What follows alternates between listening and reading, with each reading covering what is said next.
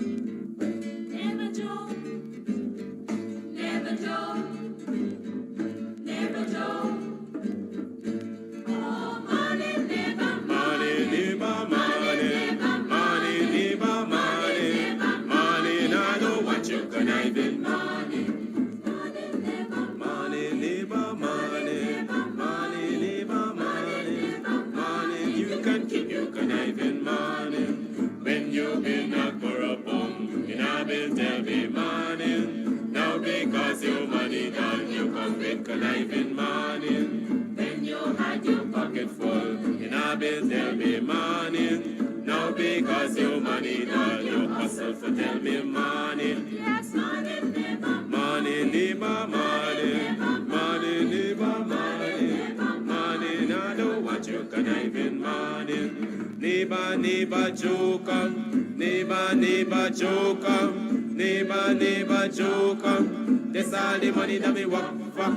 A 2 pound note and a guilder piece. A 2 pound note and a guilder piece. A 2 pound note and a guilder piece. This is all the money that me work for. I said money, neighbor, money, neighbor, money, money, neighbor, money, money. Now I know what you conniving money.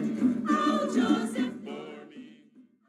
ASK Promotion presents Countryside Laughs, Saturday 23rd April at KAMS Place Sideline down Buxton. Showtime 6 p.m. Tickets $1,000. Non-stop laughter. Countryside Laugh. You know, this is the thing I can't take with you. You guys are like, if I win this lottery money, I don't cast you aside. I'm gonna shopping spree with women or something. Well, you said it, not me. Nowhere in my argument did I mention anything about women. But that's a sure way of that thinking. You know, yeah, woman has said, good. And since you hear about big money, you get different. Well, we will be fools if we don't get different. And my mama didn't raise a fool. The Lottery, written by and directed by Sharon Cadogan Taylor and Ronald Hollinsworth. Don't miss The Lottery.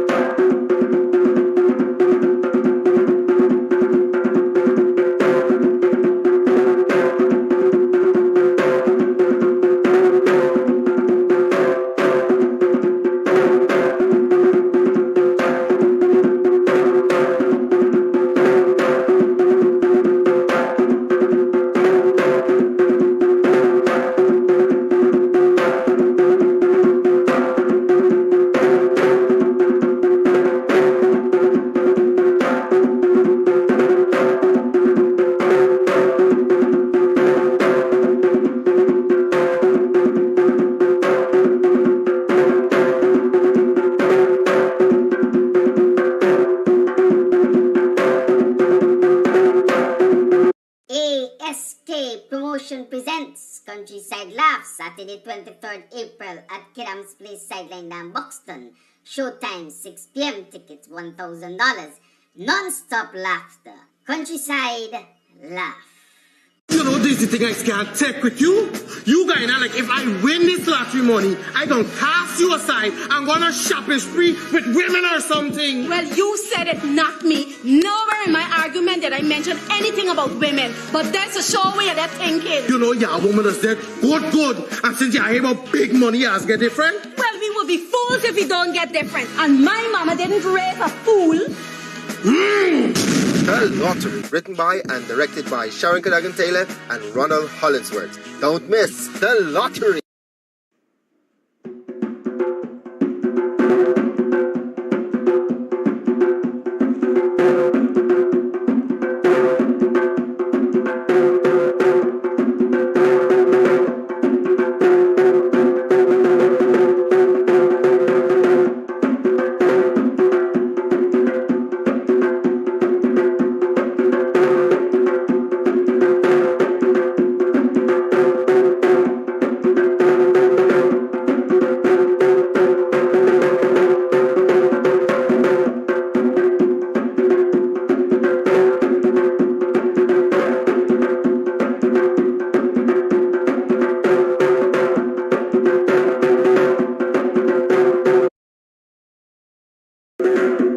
Satisfied that enough of you have shared this program. We are waiting for. Alright, we're sharing. Come on, sharing is caring. We need to share. Right? Sharing is caring. How y'all think the message gonna get out here? Good? Y'all gotta do your civic duty. That's your admission fee in the morning. Share. Anyways. So today is the 24th. It means that on the 22nd you had Wet and Dirty, or Stinking Dirty with Fete Juve. Yesterday you had Bacchanal. Coming this weekend, I understand you're going to have another set of Bacchanal with international artists and so on. The question I want to ask is, who benefited? Who benefited? Who were the folks out there in the majority? And who were the folks that benefited? I want to know. You know, we people have a lot of firsts. I don't know if you all heard it or you missed it. Endocrines said BUXTONIANs were the first to contribute to the anti-apartheid fund, if I can call it that. African Liberation Movement Fund. BUXTONIANs. And all of us know generally when we talk about BUXTONIANs, while we are specific about BUXTONIANs in this and many other instances, boxing people stop training and so on, and boxing people don't take nonsense and so on. Many people look to Buxton for leadership, especially the black community. But don't fool yourself. The Guyanese society looks to Buxton for guidance. Whatever Buxton accepts, the society, black especially, for the most part accept. One of the things I'm often worried about, therefore, is the examples which we get out of Buxton in recent times.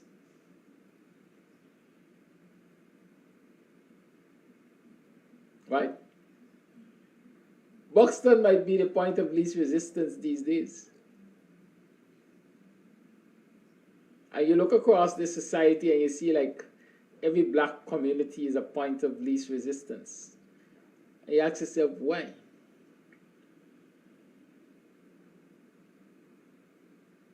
It's Is it because there is such a disconnect among our people?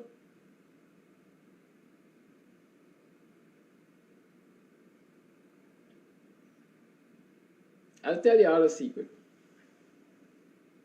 And I usually talk from a Buxtonian point of view when I'm talking about certain things. Because I hear me bad and go hear me no. But I also know if it is possible here, it is more than possible elsewhere. If it is possible here, it is more than possible elsewhere. And I've seen a lot of possibilities here. A lot of possibilities for the PPP.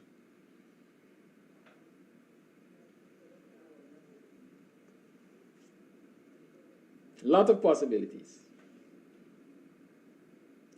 Growing up, or in my young days, in my mid-20s or perhaps early 20s, I always heard Jagan, the talking that Janet said she would stay from Better Open Sea and more, or she would stay from Georgetown and Sea and more, whatever.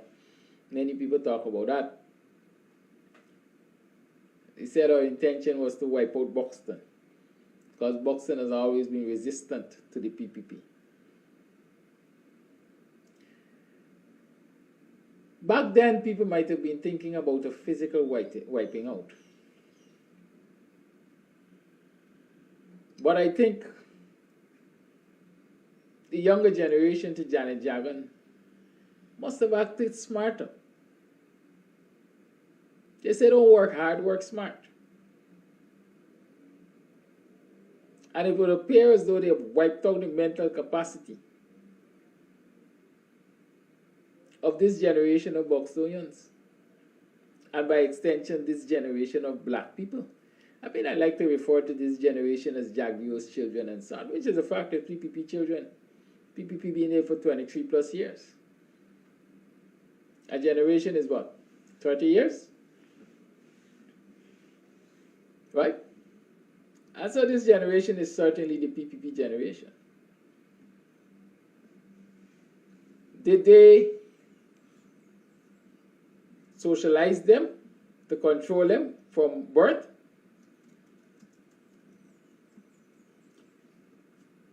Or did they infiltrate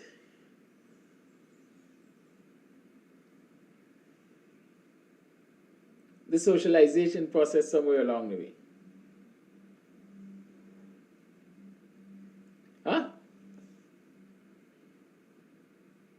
The social scientists maybe can have the answer. But I'm seeing the evidence.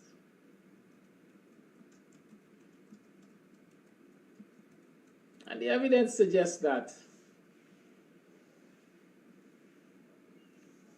this generation of Buxtonians are least resistant to the PPP.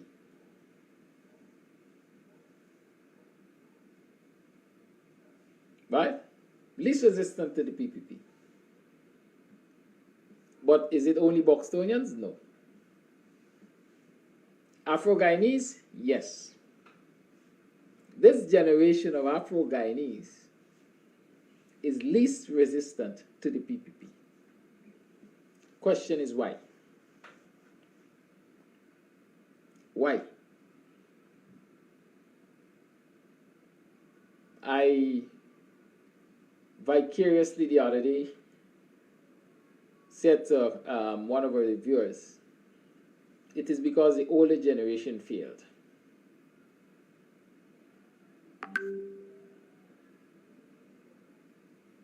But why did they fail? What did they fail in? The older generation failed to socialize the new generation to understand the ills of what they're dealing with, or to understand the challenges which lay ahead. We We hear all the time people talking about, I don't want my children to go through what I went through. Right? I don't want my children to go through what I went through. Fair enough. Everybody wants better for the next generation. But should you provide it better for your next generation in a vacuum, in ignorance? They just know that everything they ask for, they get. But you don't put it in a context to explain to them that this is what obtained in the past. This is what I'm trying to prevent recurring. And these are your responsibilities towards making this happen.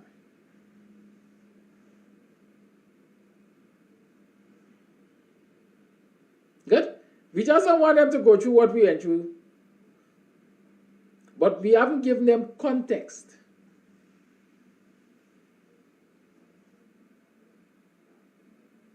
Right? Yesterday, a few days ago, I was traveling with a youngster. And this is somebody, a PPP child, if you ask me, yes. And the conversation basically took a political angle. And here is this youngster saying,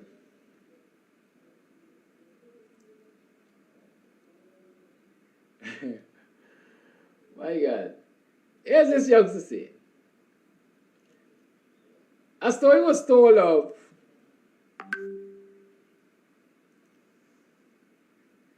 when the fat guy was Minister of Housing, and how someone, a black person, with an Indian associate needed a piece of land. I was told, listen, I could get a piece of land for you. The Indian said that. I could get a piece of land for you, but it's going to cost you $700,000. Get your $700,000 together, and I can get you a piece of land. Right? The black guy went, he did whatever he did, work, got his savings, whatever, provided his $700,000 and got a piece of land from this go-between. Or the go-between got a piece of land for him from the fat guy, $700,000. Here is this youngster saying,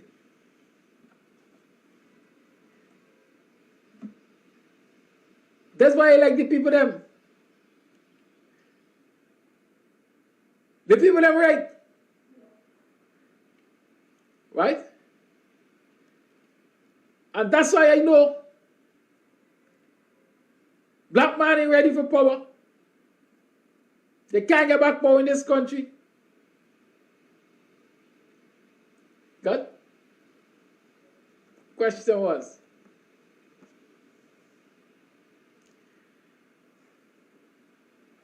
if they're right, how will you benefit? If they're right, how will you benefit? How many black people can afford $700,000 under the table to get a piece of land?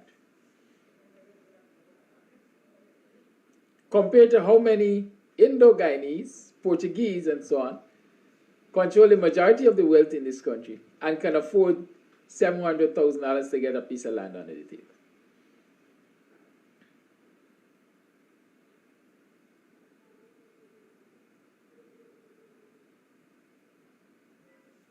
We have not taken the time to explain, to sit and talk with this generation about the dangers of what they are taking for granted.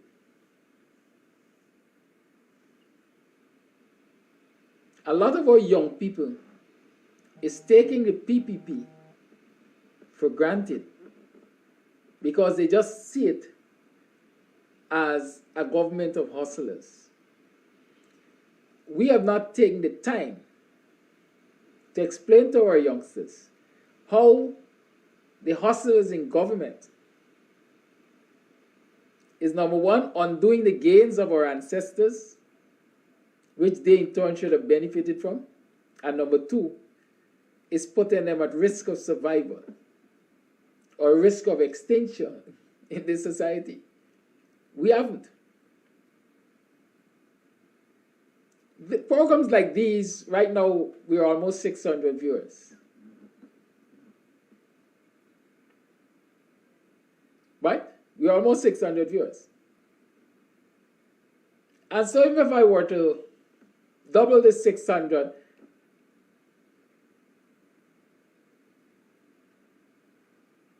let's say I'm speaking to 1,200 persons.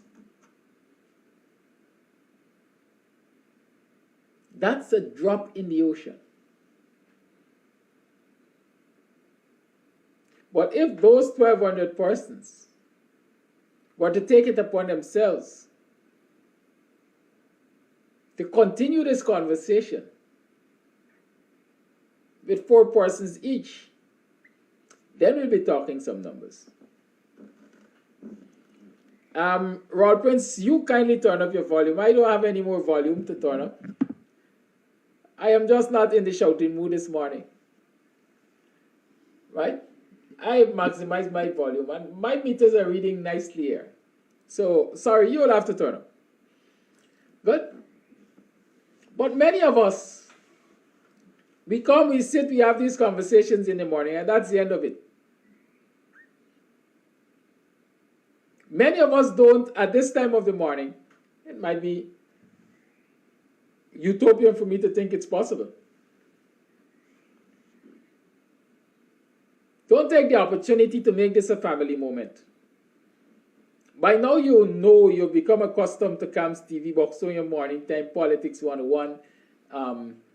You know by now that when you tune into this program or this platform, you are going to get some jewels to take away. Let's see. Somebody's calling me. Why? Good morning. I'm live on program.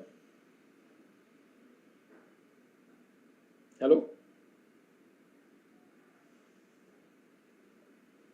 Yes, you know you will get some jewels to take away. But do you gather your children around or your household and say, let's listen to this program?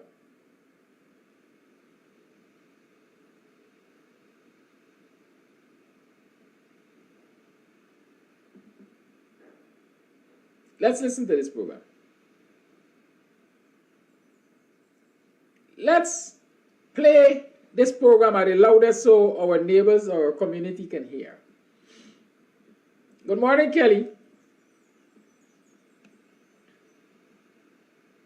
Not Kelly Ford this time, Kellyanne. Good morning, Kellyanne. Huh? If we do that, then more people will get to learn. I sitting in Buxton and sharing with you, Dr. Hines, sharing with you, others who will come onto the platform sharing with you, is not enough to get the message out there and get it out there fast enough. You will get your opportunity to call Drew Young. We'll do that about 8:15, right? So many of us might not have, or think we do not have, the ability to explain to our children and our relatives and so on this whole situation that we face with. But we found people who are explaining it to us for us to understand. But then we don't get the family circle involved. It is one of the issues black families have too. We very rarely do things as a family. Y'all beat me up if you like, but this morning, if you notice, my topic is blackonomics. Whatever that is. Right? We're talking Republic. we're talking Black history, and we can't talk about these things exclusive of each other. We can't talk about them exclusive of our position in the society. Right? And so I'm saying one of the problems we have, or failings we have as a people, is we do not do things or do enough as a family. We make individual decisions. In many instances, we make decisions which will benefit us as individuals. We don't look to the long run. How will this affect the family? How will this affect the community? How will this affect our society? And so our children can get up and decide, I'm an adult. I'm going to Stink and Dirty. And in order to go to Stink and Dirty, I need new footwear, new underwear, new garbs in general. I got to look good from head to toe. So I got to get everything new. Because I got to swag on the occasion. And then I got to get it dumped, as we like to say. Because I got to swag at the occasion. I got to be able to drink the most expensive. When I finish, I must drunk and stupidity. And I must do it in the presence of friends. That's how I get validation. That's how I impress. And then I come home from Stink and Dirty.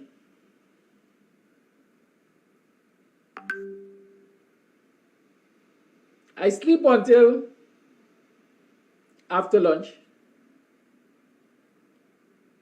I get up and I ask my mother, especially, where you cook?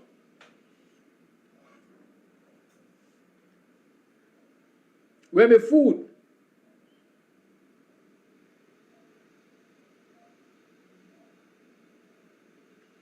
Your food in the pot, your food on the table, etc., etc.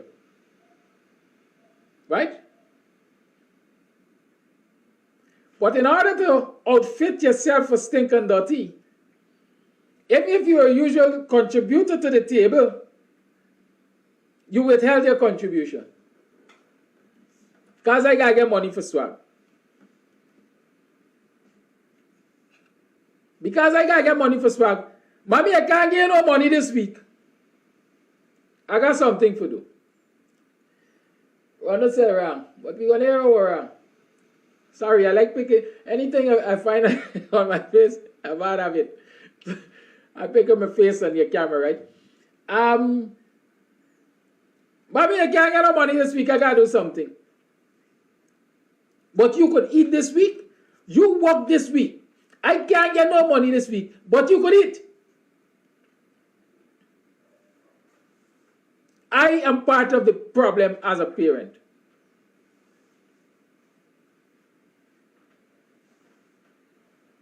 I am part of the problem as a parent.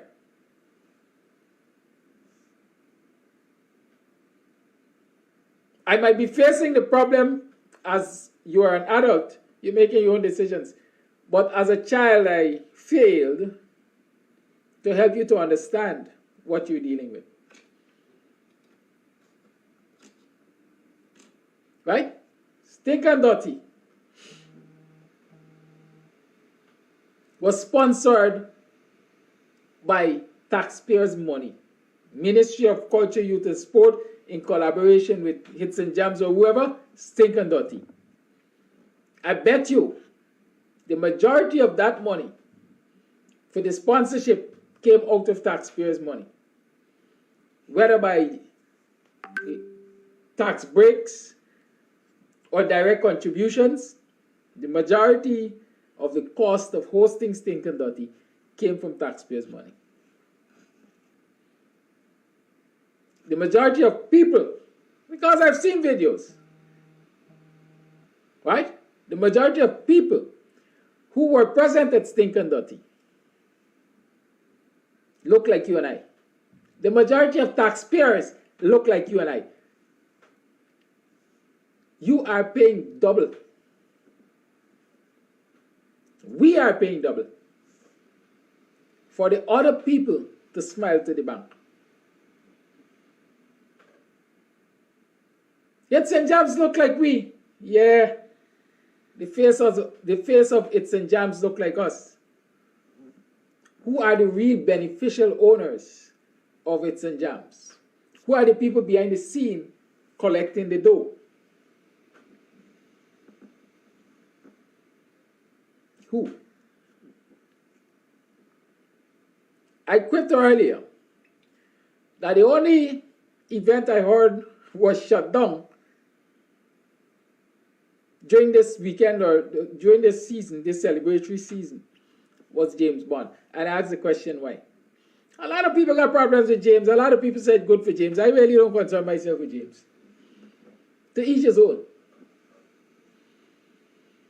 But what I know is that I grew up learning that if you try to write two asses at the same time, you're going to fall on your own. You're going to fall on your own.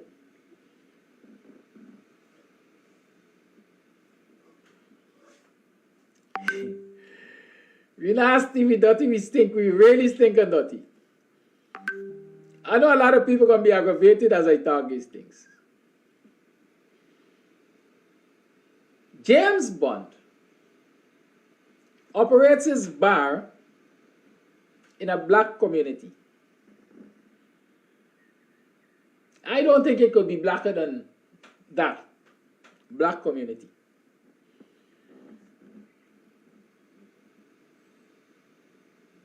Politics aside. At least James's politics aside. Because it is not his politics that is affecting him, you know. It is the PPP's politics. If it were up to him, his politics would have been all well and good, things would have been nice.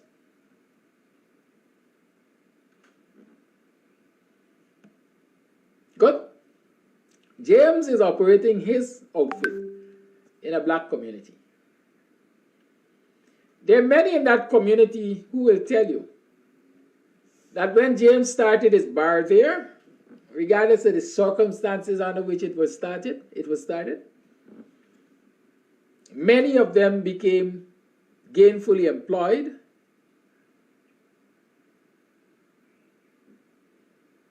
In that they found things to do. Call it a hustle, call it what you like.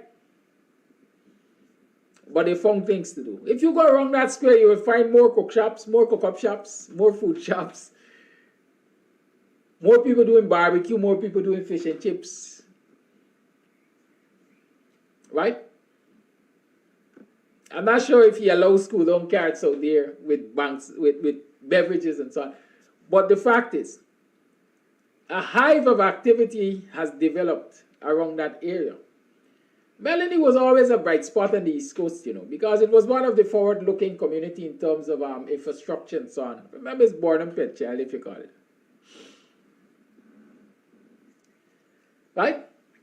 So James' outfit was bringing into that black space, and still, I believe, brings into that black space financial resources, money, people come in and spend. Most of it, I would want to argue, is coming from other black communities. But a lot of it is also coming from the haves. Right? Not necessarily the top of the line, but maybe the middle income folks and so on. Good? Them nice teacher girls and bank clerks and so on and bourgeois, they go there, man. So they leave all over and they go to cigars and cognacs or whatever they call it. So they're taking money into that community. The residents might not be getting the hug of it, but they're getting some. And if they manage a little that they're getting and they manage it in a prudent manner,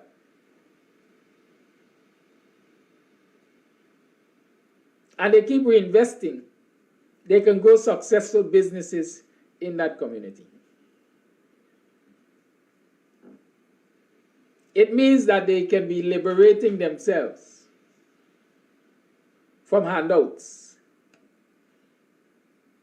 and selling their votes and their consciences.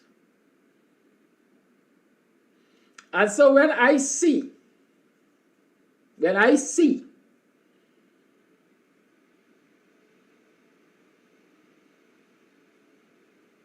what might be considered a major event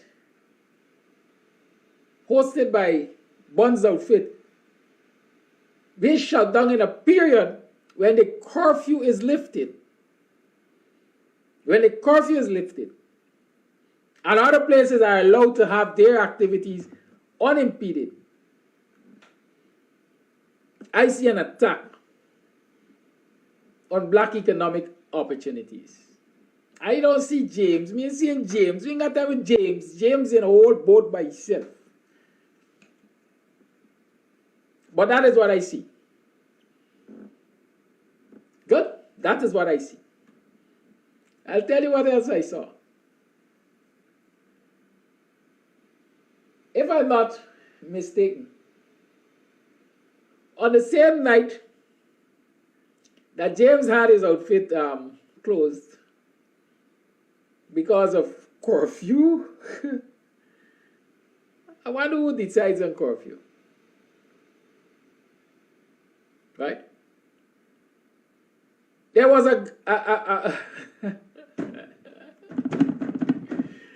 there was another event, big event too. Extremely big event, because I saw video again. Venue was packed to capacity, maybe overflowing. And people were enjoying soccer in the country.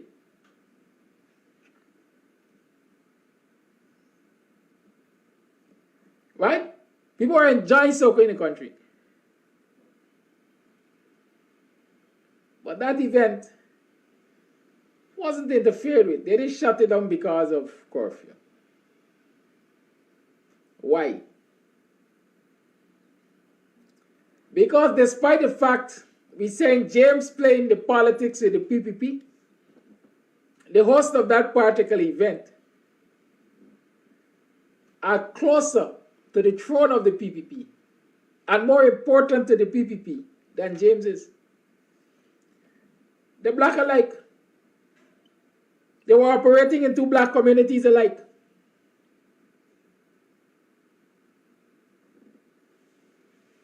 Right? They were operating in two black communities alike. The black alike.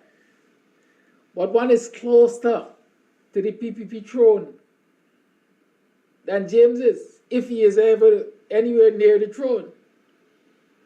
And that one is more important to the PPP than James is.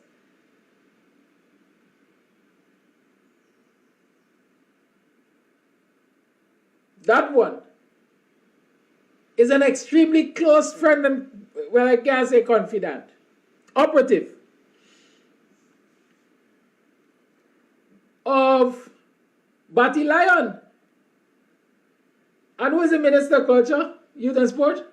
Batty Lion, right?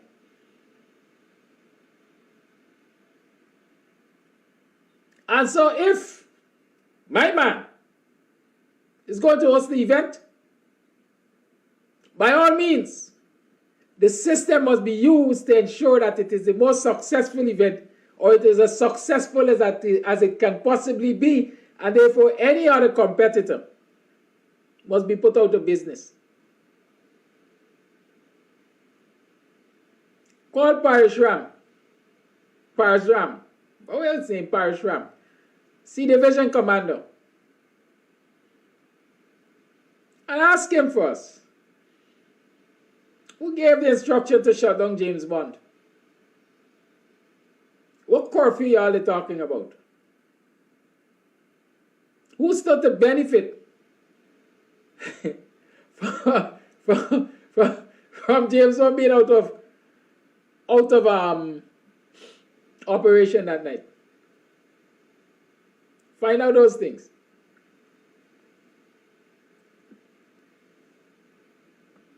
And let's extend benefit here. If I see you as the source of my existence, my survival, then I'll give my life up for you. At least so many people think. And so if I see you as the source of my protection and my dirty deeds, I will go along the way for you to have your way. Because as I say, yeah, you, yeah, me. I must come across as having your best interest, and so you will lay your life down for me. Sometimes I got to talk in parable. Who don't know? We know. Let's say for no. Right? But I'm saying again, that these events can be ram-packed and jam-packed by people looking like us, exposing themselves, expending resources which they do not even have, or if they have, could be used to improve the economic situation of individuals, families, and communities. But instead, they just take these monies and they go stinking dirty. The other people smile to the bank, and the next day, we are poorer for it. The education process is important. And we can't wait until we get adults who can make their independent decisions to expose them to that education process. But we have to start now. We have to start now.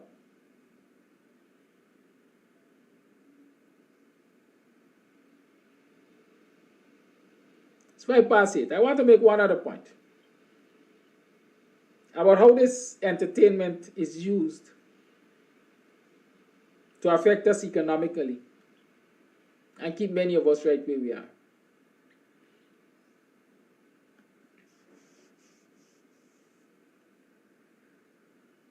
Beanie Man is the artist of choice for the next Bacchanal.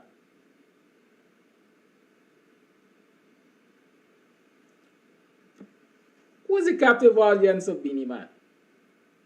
And I'm using this to demonstrate to you where failure really is. Who is the captive audience of Beanie Man? Serious question, very serious question.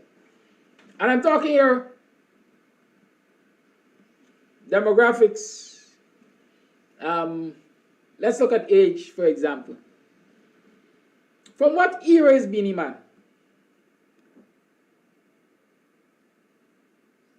I don't think Beanie Man is a PPP era. Is he? Beanie Man gained his fame in the last 23 years? I don't think so. I think I grew up hearing Beanie Man. Drew Young said 1990s. Well, if it's 1990s, then it's PPP era. But I knew I was exposed to Beanie Man.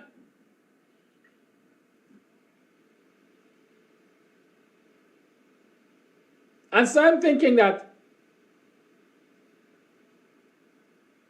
Beanie Man might very well appeal to people of my age group.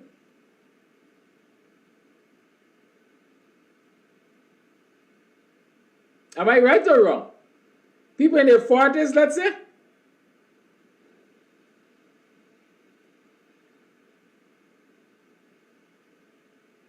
So when Newton is saying he started around 97, well, then I got it real wrong. But I'm thinking that Beanie Man would have an appeal not to the 20-year-old or the 20-year early 20s, mid 20s, 20, 25, But people are older, 35, 40, and older. If you wanted to appeal to this current generation, the real dunce thugs as we call them, that the PPP is twisting and turning wherever they want because they have no political teachings, no sense, then you're looking for Vibes Cartel or what are the names? Skilly Bang. I don't know. I remember calling, well, Vibes Cartel is a popular name, but is Skilly Bang a singer, an artist? The Gaza Gully type. Right? That's the type you would have been thinking about bringing to attract the Dunce Thugs. But they went to Beanie Man. And so it's as if we say, we got the Dunce Thugs covered already. They ain't too much of a threat. They ain't got much sense. They ain't got no political sense, etc.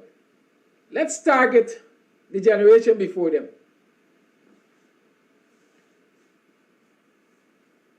And when you see the turnout, then you will really understand where feelings are. Because I guarantee you, the stadium will be just as filled as when the Dunce Thugs went to Stink and Dirty. As a matter of fact, a lot of folks who went to Stink and Dirty are from the generation prior to the PPP. So we got a problem. Because we got a generation before that doesn't have the political sense and therefore can't pass it on to the next generation. So we're in some real trouble here. We have to start the education process, political education and economic education, as fast as we can and spread it as wide as possible. We must help our people to understand that when they get 7%, out of which they're paying taxes,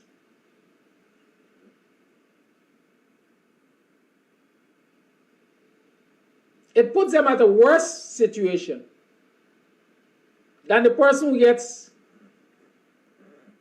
$250,000 or $250,000. We like to talk about million, $250,000, plus other grants,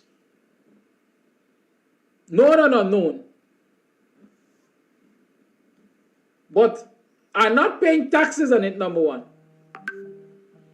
And number two, are not encouraged to go and spend it out at the bacchanal. Did you see any chutney mellow? If that's what they call it. Did you see any chutney mellow? The Indo Guyanese in this country, in every region, on average, got more out of this current administration than Afro-Guyanese. They're enjoying more even as we speak. And they should be more in a celebratory mood than Afro-Guyanese. But nothing was organized to them. Because what? It's one Guyana. One section of Guyana, stupidity. They're stinking dirty. And there's a section looking like you and I. And this section of Guyana has to wake up. We have to help them to wake up. Leadership has to help them to wake up. But families have an important role in helping them to wake up. I believe if every household, every black household, has one family member that listens to programs like these and the others and can sit and have a discussion with the others, we can make a start.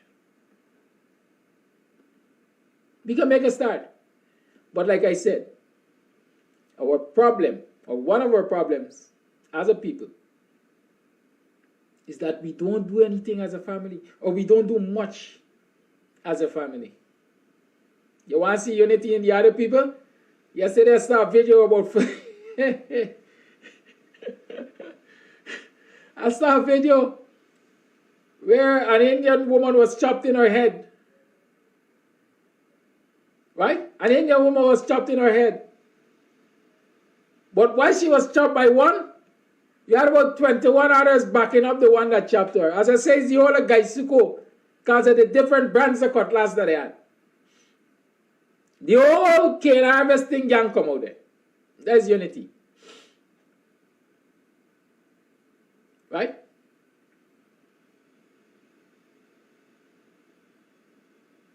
There's unity. I see Mark is asking, where is Agda? I said it before and I'm saying it again. ACDA means for African Cultural Development Association. That is what it stands for. Is ACDA doing its work culturally? I would want to believe so. Does it treat economics as part of the culture? Or as an important part of the culture of blacks? I don't know.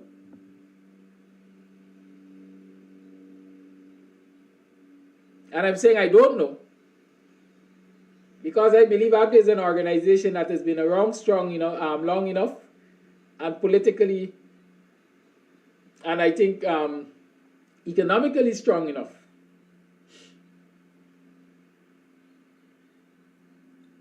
to chart a course of quote-unquote independent economic practices for black people. That's my thought. I don't know. I'm not a member of the organization really and truly. I don't know the inner moves and moving and dealings and shakers and so on of the organization. But I believe if black economics form an important pillar in ACDA, these discussions could have been perhaps far ahead. But don't forget that IPADA G was established under the Granger administration. While the provision for its establishment existed since under the PPP administration, and I'm saying that because IPADA G is International Decade of the People of African Descent, and that decade was declared before David Granger got into office. Preparations for that decade started long before then. The PPP never lifted a finger to establish the necessary institutions and so on so that black people can really benefit from that decade.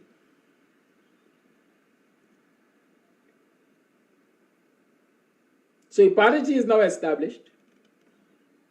Granger gave them a subvention. I understand in the last budget or previous budget, this current administration gave them some amount of money. What we can do is get involved in finding out the direction in which IPADA G is moving with that money. That is what we can do. And see if it is going to lead us to an independent economic path. But the long and short is, families, black families have to sit and chart a course. We have to stop pampering adult children.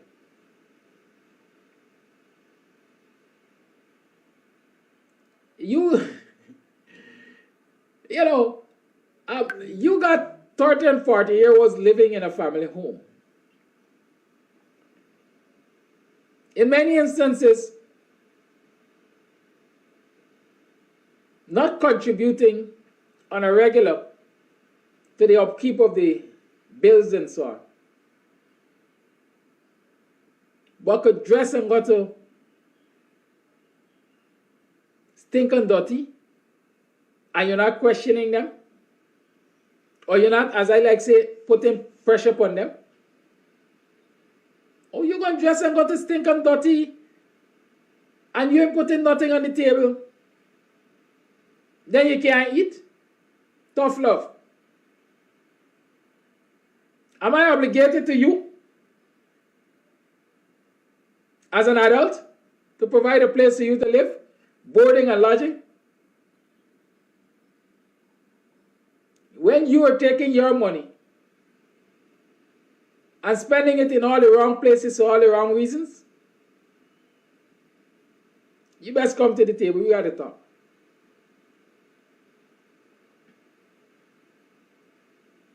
Right? We got to talk. We got to stop this stink and dirty behavior. We got to remove it from our culture. I don't think that people name things just off the top of their head.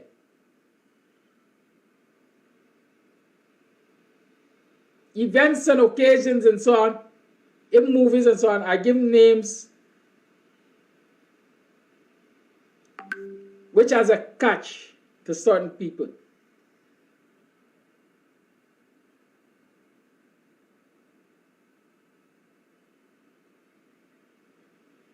And they will only name it stink and dirty because they know stink and dirty is attractive to you.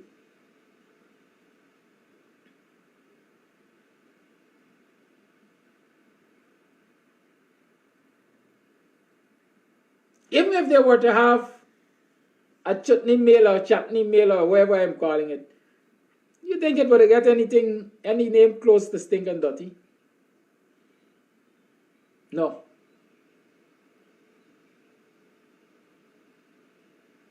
We have to wake up, we have to stay woke, we have to teach. That's my encouragement this morning. It's 8:21. The lines are open. We could talk about the stink and dirtiness in the behavior of our people. The stink and dirtiness in the behavior of this administration. A national event or a partisan event again.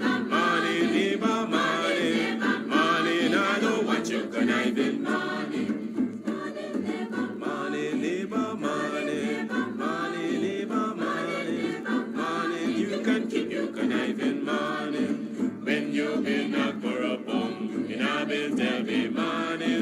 Now because your money done, you come with conniving money.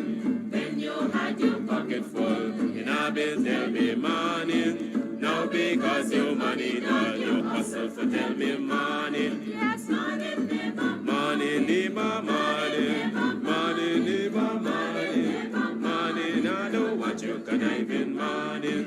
Neighbor, neighbor, joker. Neighbor, neighbor, joker. Neighbor, neighbor, joker. That's all the money that me work for. A £2 note and a guild piece. A £2 note and a guild piece. A £2 note and a guild piece. This all the money that me work for. I said money, neighbor, money, neighbor, money.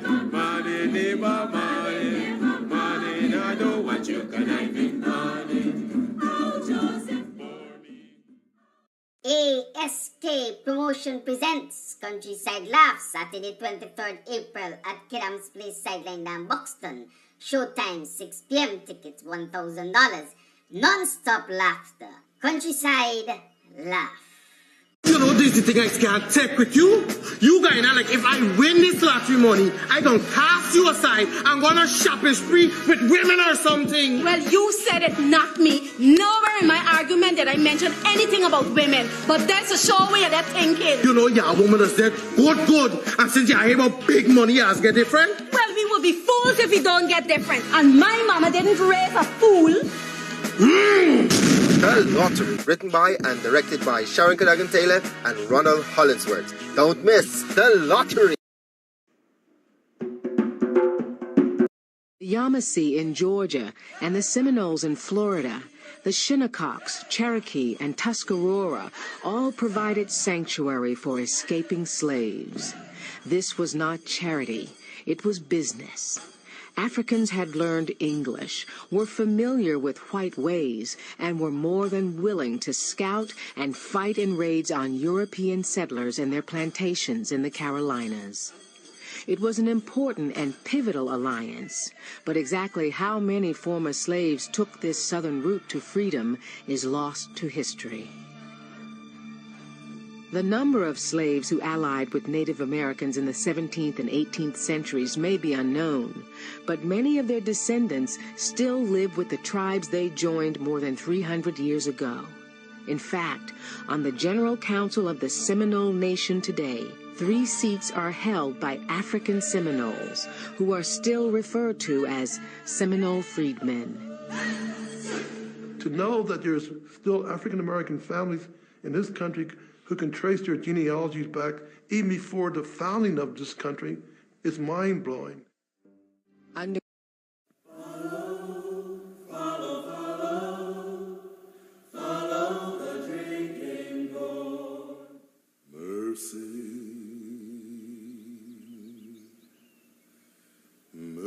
The day dawns. The morning star is bright upon the horizon. The iron gate of our prison stands half open. One gallant rush from the north will fling it wide open, while 4 millions of our brothers and sisters shall march out into liberty. Frederick Douglass, 1863. In the Civil War between the North and South, Frederick Douglass was not a soldier, not a politician. Yet he is a major figure in the coming of the Civil War and in the way the Civil War is fought. I think it's fair to say that in many ways he's the conscience of the nation in this instance, because he keeps before it this idea that this is a war not just to bring the nation back together, but it's a war to end this awful system, slavery, and it's a war to bring equality to black people, to make them part of American society. On December 6, 1492, Christopher Columbus planted the Spanish flag on an island in the Caribbean inhabited by the Taino people. They called their island Haiti, or the Land of Mountains. Columbus renamed the island Hispaniola, or Little Spain. The Spanish cruelly enslaved the Taino people to perform the back-breaking labor necessary for the establishment of their colony. As a result, the Taino population was decimated within a few short years.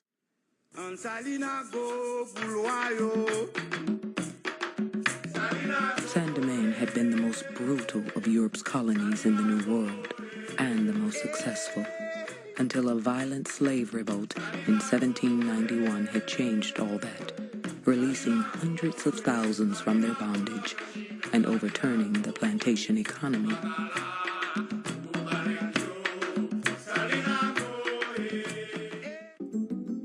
Haiti is always described as the poorest country in the Western Hemisphere. But during its height as Saint-Domingue, it was the richest place in the Americas. The thing about it, though, is that its richness was all rooted in slaves. Its wealth was based on human capital, on owning that human capital. In what respects was the Haitian Revolution of the late 1790s and early 1800s a critical global event? Well, today we see the Haitian Revolution, which destroyed slavery in that island, which was a very powerful institution, and which established the second independent nation in the New World after the United States. We see it as part of the age of revolution, the age of the American Revolution, the French Revolution, and the Haitian Revolution. And it was as important as the others in some respects. Certainly, it struck fear throughout the Western Hemisphere among slave owners and their supporters, the idea of the slaves rising up en masse and actually overthrowing the system of slavery, was the great nightmare of slave owners everywhere, including in the southern United States. On the other hand, it was a source of inspiration to black people all around the world, in Africa, in Latin America, in the rest of the Caribbean, in the United States. Here was a group of black people, slaves, who asserted their own freedom, who claimed their own freedom.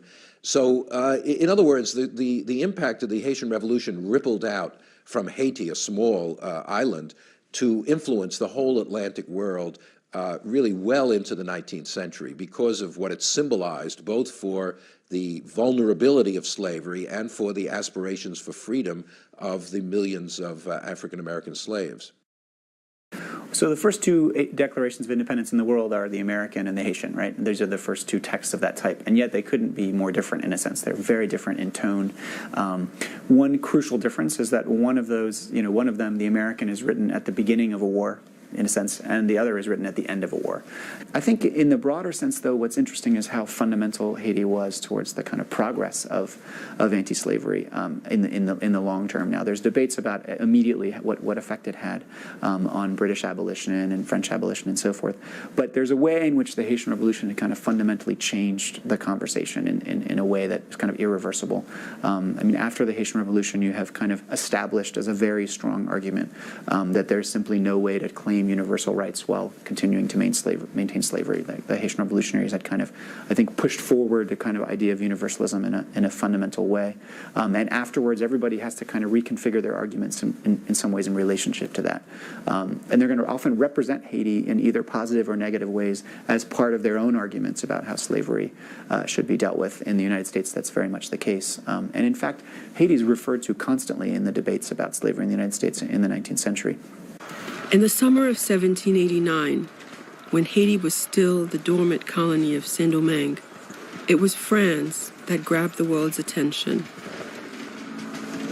Parisian mobs rioted against the French king and against their own desperate poverty.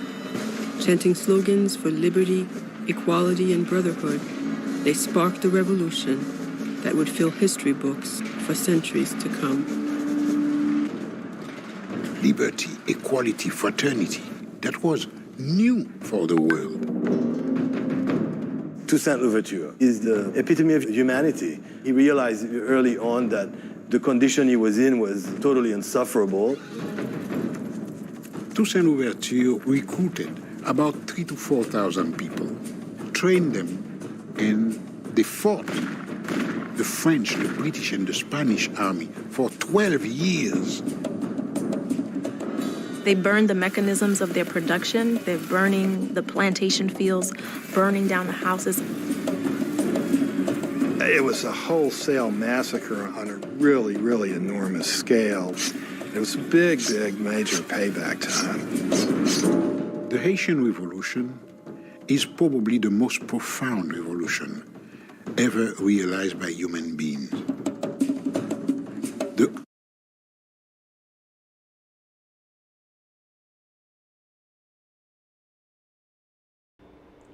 Morning, neighbor, morning. Welcome to another program of BUXTONIAN Morning Time. It is 7:20. The Haitian Revolution is perhaps the most profound of revolutions. The ancestors didn't sit back and accept oppression. They fought against it. Many would believe that they were outnumbered and that they were the underdogs.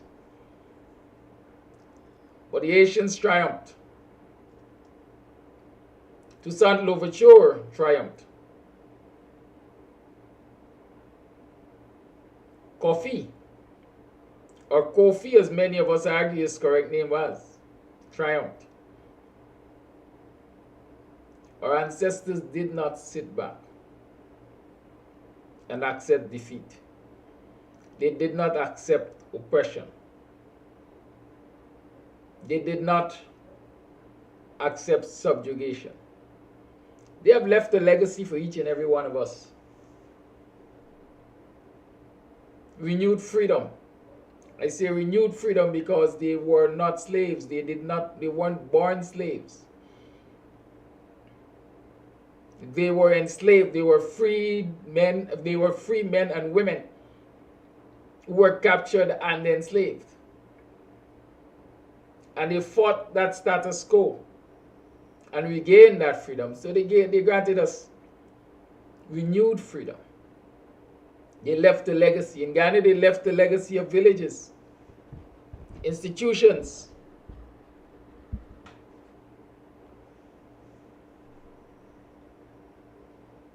order, which a lot of us take for granted. And because we take all of those things for granted, or we took all of them for granted and continue to take them for granted, we are paying a high price, and we will continue to pay that price unless we awake and address our failings. Where are we failing as a people? Where are we failing as a nation? Where are we failing as the tamers of the land? It's African History Month, Black History Month. You say you can't relegate your history to 1 month. That's a fact. Because we have so much to tell about our history that even a year is not enough to tell about it. But yet, you know, many of us are very African in the month of August, especially around August 1st, Emancipation Day. And then there are some of us who become African in December or early January.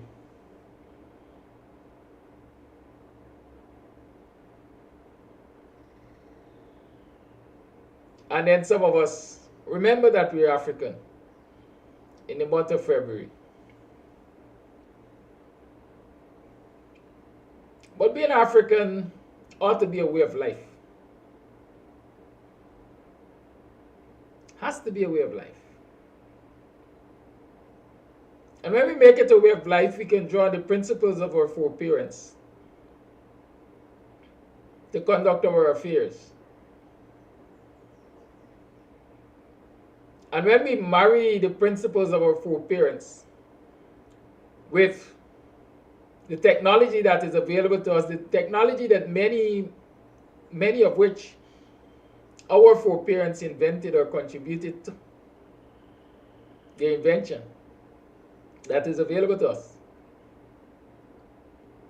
we can more than move mountains. We can more than succeed. This is a call. Let us go back to the principles of our foreparents. What were those principles? The question would be. First and foremost, they were no nonsense. We ain't sticking nonsense. You know, there's a joke I grew up hearing. The question was asked, why you never saw a black toilet paper? And the response was, because black man don't stick nobody's shit. That is how serious our folks looked at things in terms of being no nonsense. There's no black toilet paper because it has been established that anything to do with blackness ain't sticking nobody's shit. But you look around now, and you see how much shit blacks are sticking, right? How much shit blacks are sticking. I think the English or the Americans call it turd, T-U-R-D, right? Refer to shit as turd. And I also heard another joke that said, regardless of how much candy, sugar, whatever you throw in turd, it is still turd. Whatever you put in shit, regardless of what you put in shit, it is still shit. And so many of our black brothers and sisters are running around the place saying that, hey, the holding umbrella as a sign of unity is shit they're sticking. They're taking out photographs with people who are disrespectful to their mothers and sisters and for parents is shit they're sticking. They're posing in the aisles of parliament with people who have no respect for them as representatives of the people is shit they're sticking. Third, say regardless of what you dress up, third is third. Regardless of what you put on shit is shit. You could put a suit on shit is shit. And so we are in a time when we are forgetting some of the principles of the ancestors.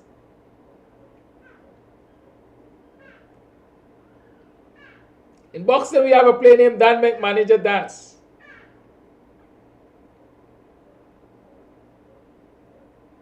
Referencing a man that is called Dan Kunchin, Buxtonian.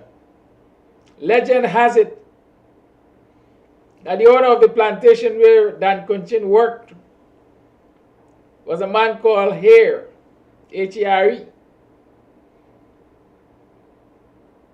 Or was he the overseer? But he was the big man on the plantation. And he was very abusive. And one day Dan Kunchin couldn't take it anymore. And Dan Kunchin went with his drum to the plantation. And when manager here come and pampersetting himself, Dan cut a whip and told his fellows, play the drum. And he gave manager a good licking. Make the manager dance. Dan make manager dance. And when he was taken to court, charged and taken to court for assault of this white man or whatever else God knows,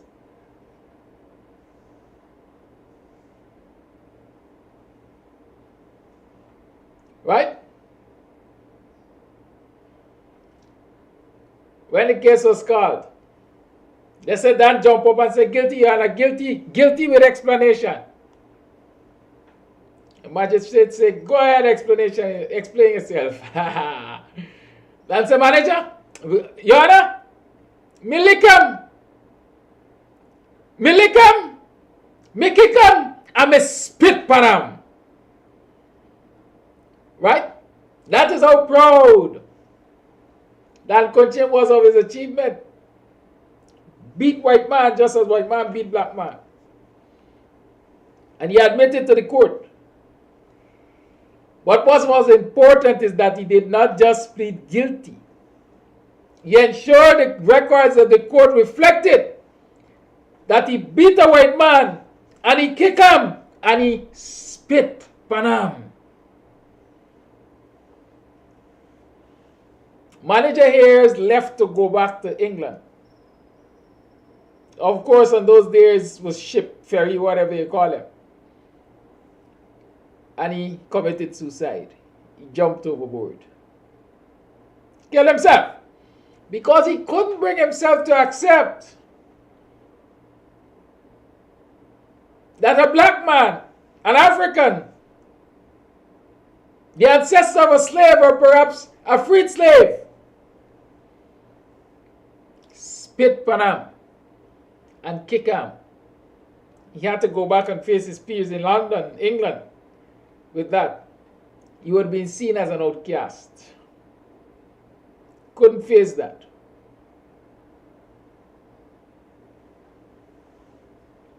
Committed suicide. Now, why am I talking this nonsense? this morning. You know why I'm talking it? Because it's not nonsense. Dan Kunchin will always be one of the heroes of Buxton. One of the ancestors that we always remember. Because while many would have been considering that if I take action against this abuse,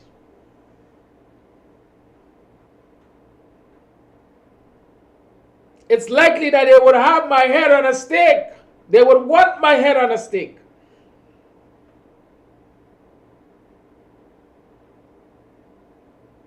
And since I love life so much, I ain't giving up my life for my brothers and sisters. I ain't taking the chance at all. Especially that the system is rigged against us. The system is rigged for the white man.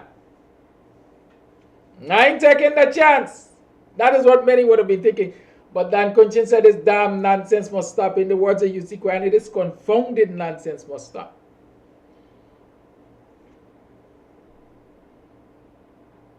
And stop it did. Because guess what? The oppressor, the abuser, while he might have gotten a victory in court,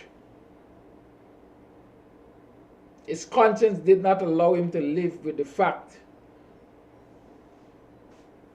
that the very oppressed and abused retaliated and belittled him in such a manner. Where are your Dan Kunchins? Where are our Dan Kunchins? Where are our Toussaint Louvertures? Where are our Coffees? Where are our Aquas and our Kwaminas and our Demons? You all know them? If you know all of those names that I called, then maybe you're in good stead.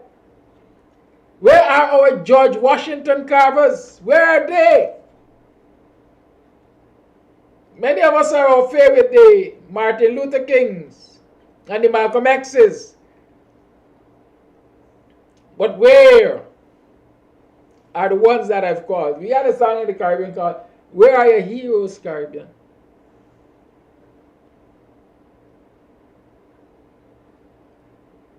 Where are our heroes?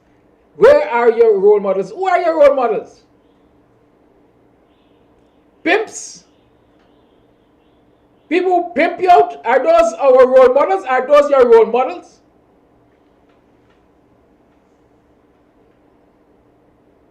People who would give you access to a fancy vehicle? Not ownership, access to a fancy vehicle.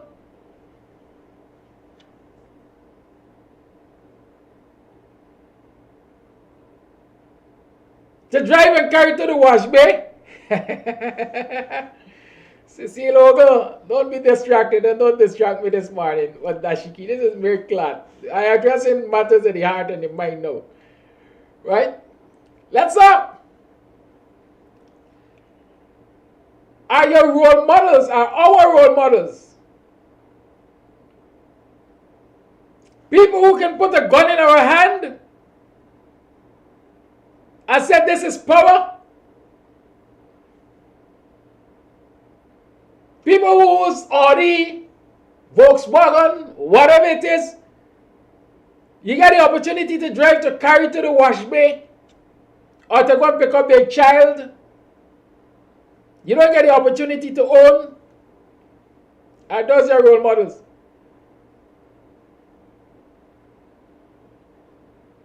Huh? Until you know your heroes and you understand the roles they played, what they handed down to you and the importance of what they handed down to you, you are sticking and will continue to stick other people's shit. Third,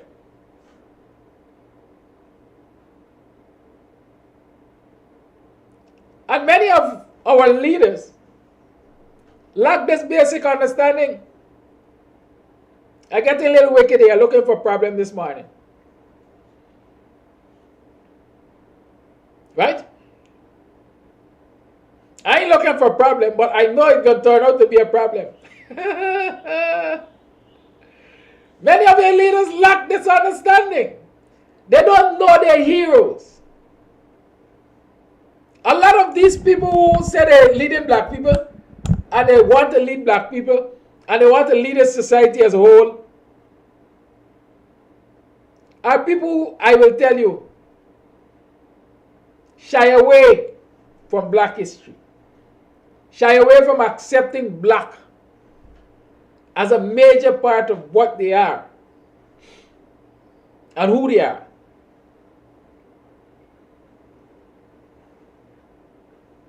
Right? Anybody who is in concert, anybody who understands where they came from, what the ancestors did, would never see, never, ever, ever, ever, ever see,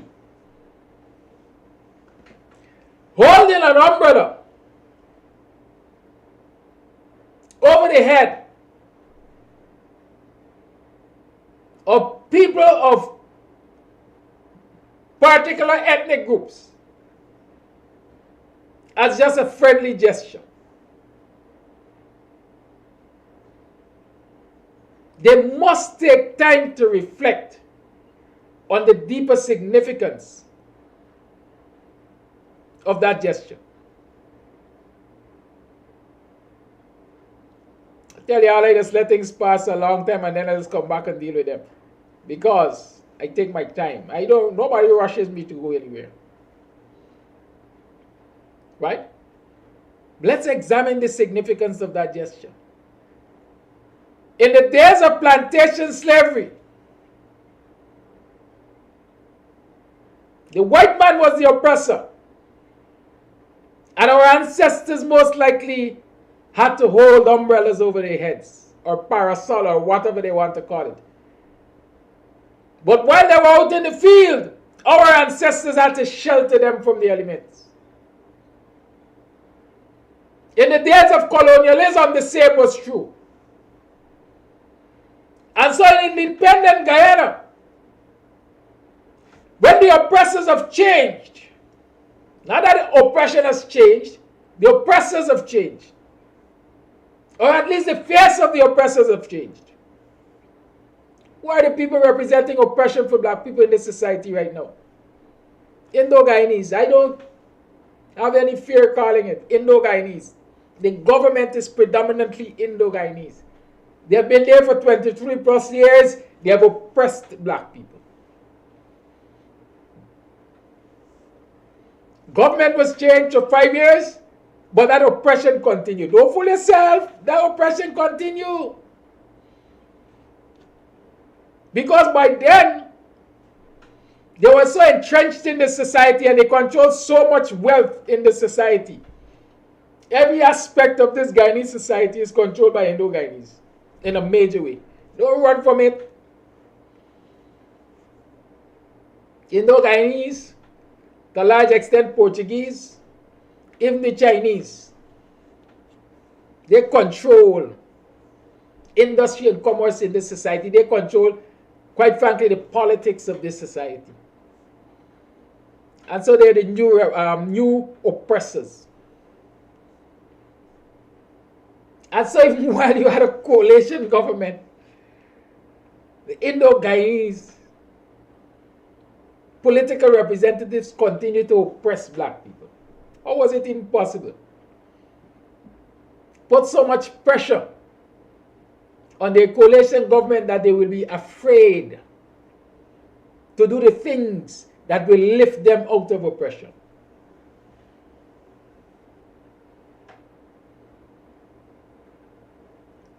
Right?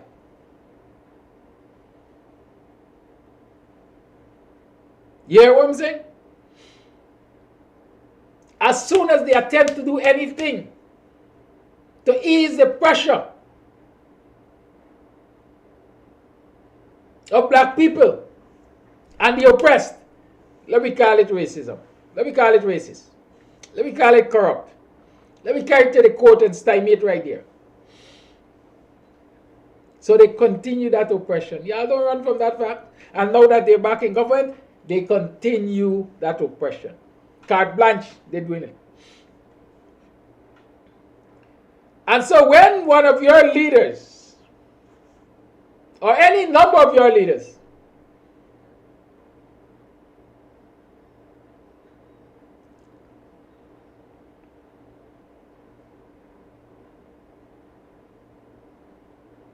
can be seen on the plantation, on the plantation, right? The plantation is no longer confined to the cotton estates and the sugar estates and the coffee plantation and so on. This is the plantation we upon.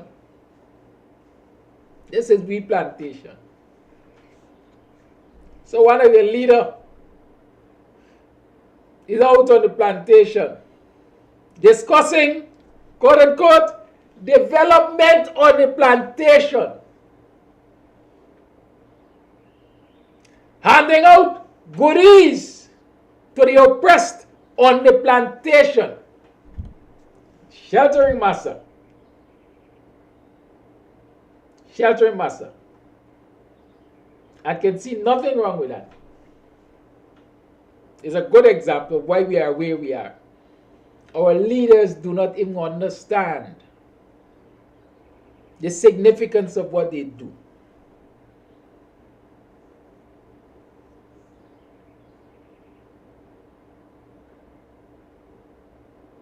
The significance of what they do. They say in the name of friendship, they embrace the oppressors. The parliamentary representatives say so. Regardless of the behavior of the oppressors in parliament, they are cordial to them. Honorable this and honorable what. Honorable who? Honorable what? How can I see you or respect you as honorable when you are dishonoring my people? Or your behavior in its general sense is dishonorable? How? What honor is there in telling a woman, another man's wife, you need a dildo? What honor is there in telling another man's wife, you're a disgraceful coolie because you married out of the caste? Honorable what? You say you could dress a hag in wherever you want to dress it. It's still a hag.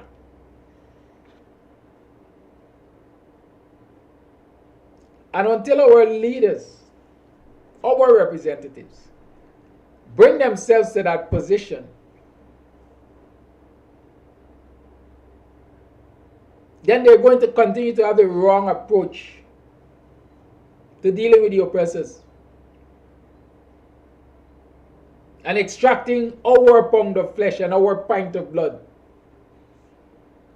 from the kill.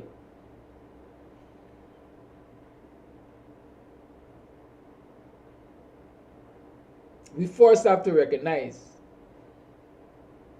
who we're dealing with, accept who we're dealing with, before we can craft a plan to successfully deal with them.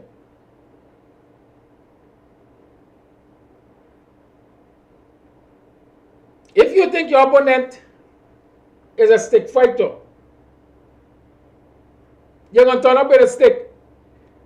But if it is a stick, if it is a gunslinger, a gunfighter that you mistook for a stick fighter, you turn up with a stick, you're going to dead. And that is what is happening here. Our leaders tell themselves they're dealing with Sunday school boys and girls in the PPP. They're dealing with Sunday school boys and girls. And until they bring themselves to that point and meet aggression with aggression, we ain't got no place, and we ain't got no place quickly. Where are our heroes and sheroes?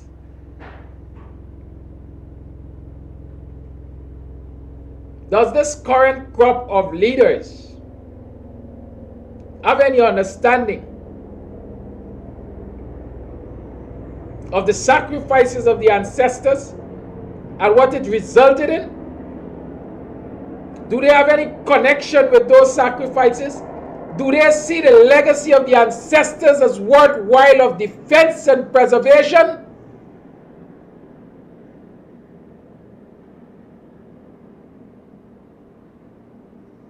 Because everywhere I turn, quite frankly, I am seeing the emasculation of our legacy right under the noses of our leaders, and nothing is being said nor done about it.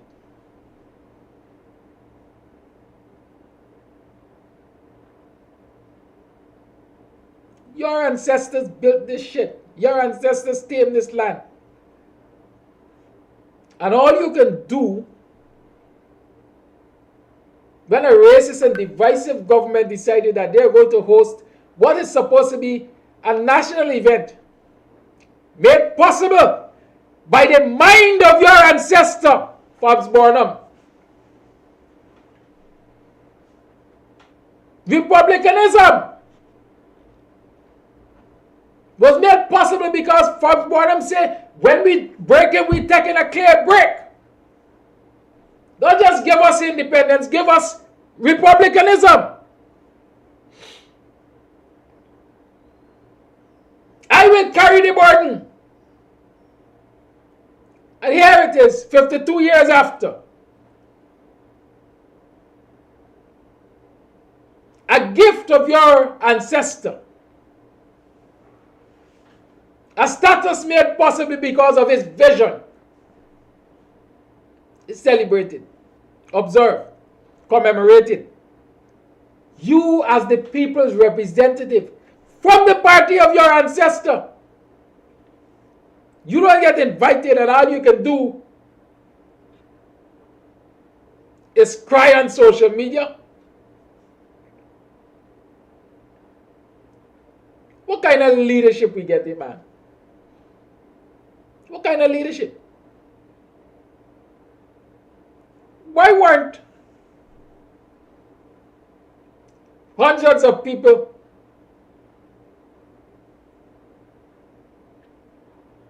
at the place of observation to disrupt it and say it is not representative of us? This is not national. This is divisional. Where were our people? Where were the leaders? We lack organizational skill. We represent in parliament almost 50% on paper. Are these numbers just on paper? Or we can actually call on that almost 50%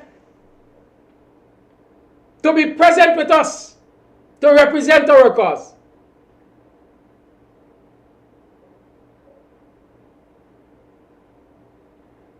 Is any of these leaders bold enough to put it to the test?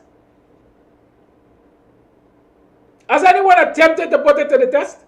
Yeah, we got almost 50% on paper. Nation away, nation. Nation away there.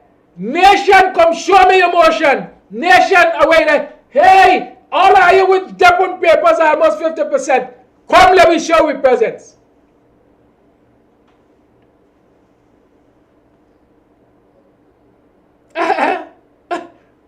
I don't know any of these leaders have tested it.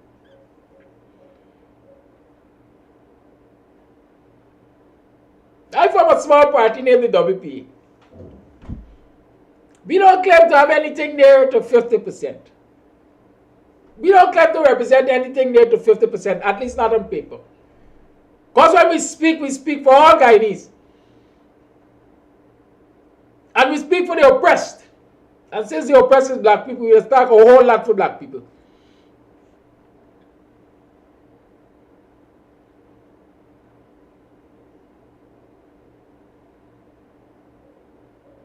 Right?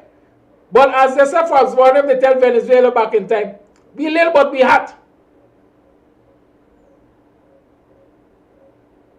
Where are the bigger guns? Where are the bigger guns? Why aren't we seeing them galvanizing this almost 50% to represent their causes? Some people might say, nah, man, waste of time going and disrupt and protest and broke up over the flag raising ceremony for the Republic anniversary. Get them an inch, they take a yard. Get them a yard, they take a mile. And this here, this wasn't about an inch or a yard. This is about national patrimony. And so regardless of what, we and our leaders are not to allow anybody to rob us of an inch, not an iota, of our national patrimony and sit back and accept it. I usually tell y'all, Indo-Chinese have shown over the years that when they kill their brother, their sister, their mother, their chachi, their mamu, anybody, for 1 foot of land. A lot of people might call it idiocy and psychophancy and all kinds of things. But I recognize it as defending their patrimony, defending their inheritance. Once they rightfully believe in their heart that this is theirs, they are prepared to lay their life on the line for it. We don't only got belief, we got evidence. History has recorded it. But we rocking back like rock back George and allow people to do anything in this land built by our ancestors.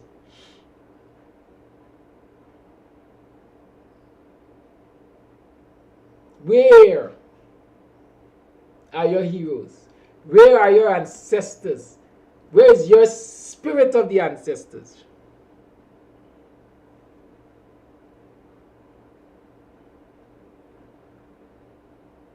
Do you have a connection to them? Is there any affinity? Or you distance yourself from the battles of your ancestors and the achievements of your ancestors?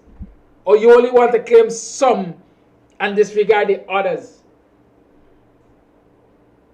And so there's that disconnect. When you have that disconnect, you can't lead the people and you can't lead them successfully. I dare say that was the failing of Desmondite.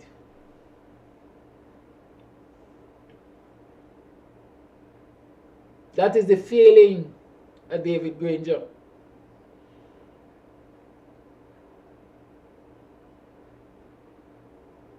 I pray to God, Harvey Norton don't make the same mistake.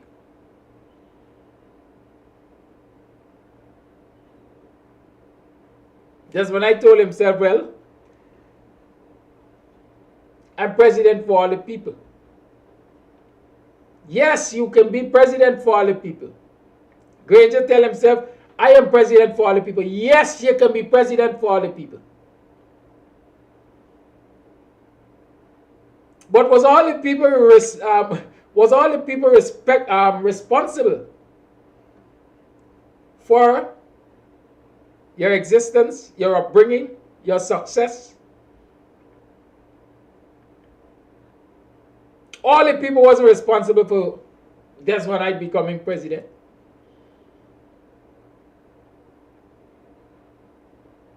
As a matter of fact, he became president, he inherited presidency when most of the other people were against him or against his party.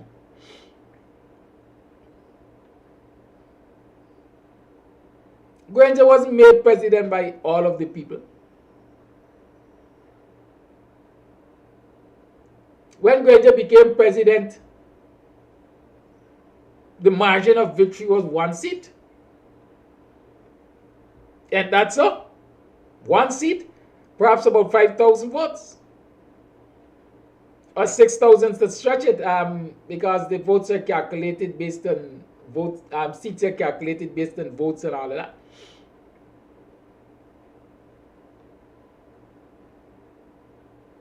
So you weren't made president by all of the people. But in all fairness, as president of a country, you have to consider the well-being of all of the people. But you also have to consider the well-being of your people. And since your people are the most oppressed in the society,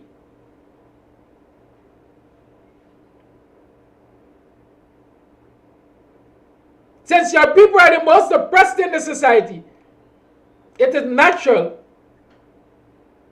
that your policies should be geared to lifting your people out of oppression and bringing them up to a level with the others, because you're concerned about the well-being of all people. Being concerned about the well-being of all people doesn't mean that you continue to cushion the nest of other people, help them to go upward, and leave your people struggling at the bottom. No. It means implementing policies which will ensure that the other people who are already comfortable remain comfortable.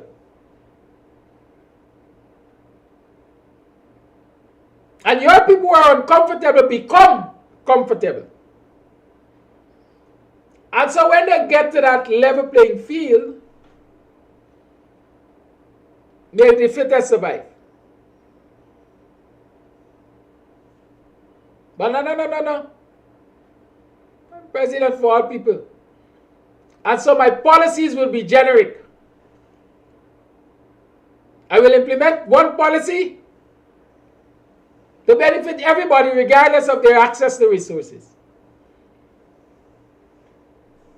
And so those who have will simply add on to their treasures. They will get more.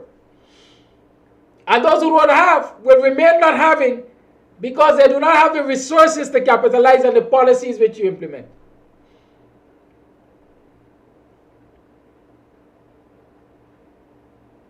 And that is what we are faced with in this society.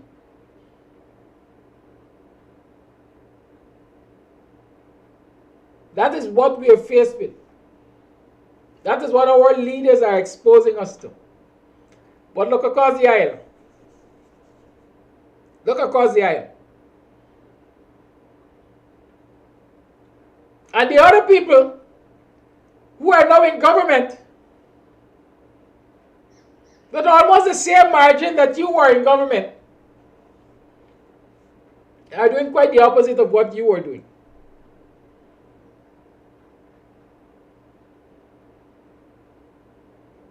They're looking around to push resources to the people so that they can continue to rise and rise higher than they are. They look around. They look around to say it is blatant that while we're giving our people resources, them at the bottom of the social ladder getting next to nothing or nothing at all. They're talking the waxing lyrical about being leader for all people, president for the old president for everybody. But check their actions. And actions speak louder than words.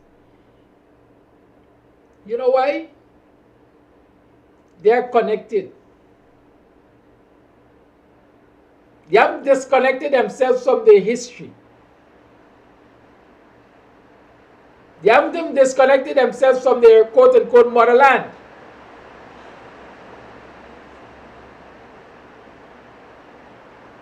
Because Mother India is still a big part of what they do.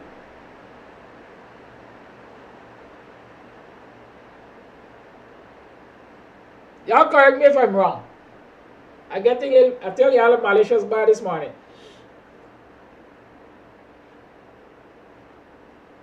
How many visits Granger made to an African state when he was president? Small things, right? Important. How many visits Granger had with black Caribbean leaders when he was president? You all see how many times Ali done gone over to Suriname? The only reason he hasn't gone over to Trinidad more, has he ever gone there? The only reason he hasn't gone over to Trinidad as frequently as he has been going over to Suriname is because Kamla is not in power.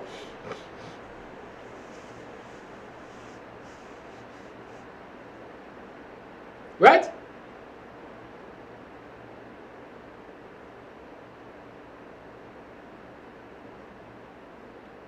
Every 2 mornings you can find Ali going over to discuss something or other with Santoki. How many times Granger went to Trinidad, for example, to talk with Rowley?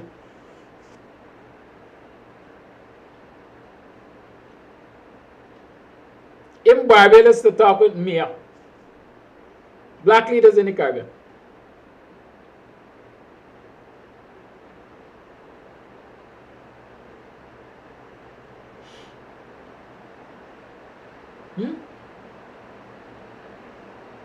They remain connected. We are disconnected. Our leaders first have to reconnect themselves with the history and the struggles of the ancestors and the principles of the ancestors and the grassroots before they can chart a successful course forward. It cannot be done in isolation. You can't lead in isolation of your people. Can't happen. And so on this African History Month morning, I beseech you, I beg you, I plead with you, if you want to lead the black people in this country, if you want to lead the almost 50% in this country, come off of your high horses. Meet them where they are.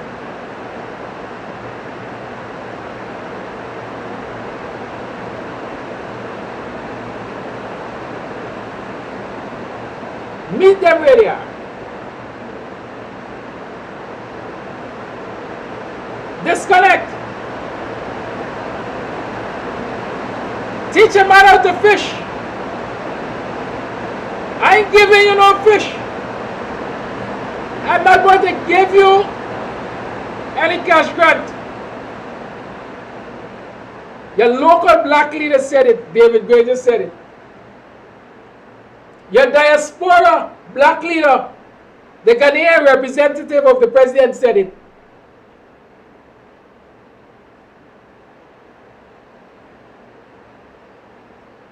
But the people in power doing it, they giving.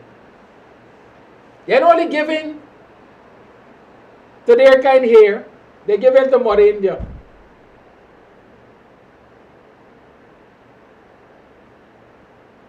The government is now marketing its own oil. India is a major beneficiary as a buyer, because it's an Indian government. When are we going to awake? When will our leaders reconnect with the ancestors? The struggles of the ancestors, the principles of the ancestors.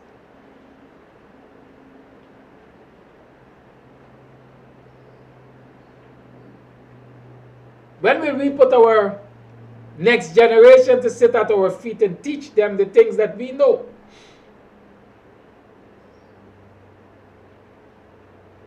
Are we the only persons who can think about moving on? How is it that all generations of Indo-Guyanese see the black man as the enemy? They could just burn and they see black people as enemy. But our modern generation don't see the other people as their oppressors. Because we haven't been teaching them, we haven't been sharing our history with them.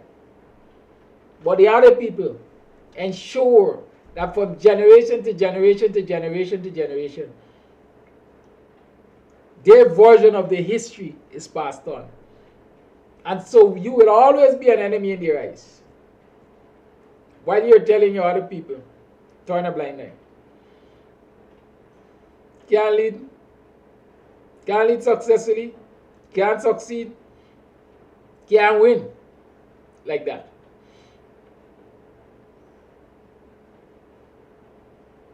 What do you consider yourself, your contribution to the growth and development of your people? And what do you believe needs to be done to ensure that your people get their fair share of this national patrimony? 8 minutes past the 8 o'clock hour. Freetalk Friday. The lines are open. Remember, we're talking free, but we ain't talking loose. Keep that in mind. We're talking free, but we ain't talking loose.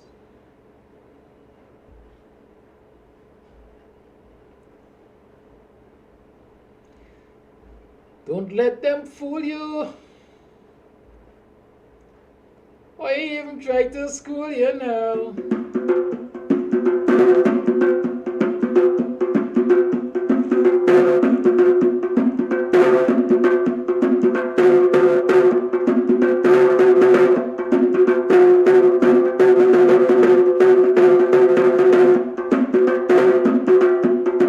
Nation away them nation.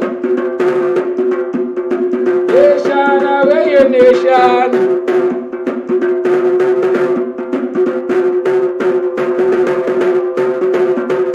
Nation, come show me emotion. The lights are open.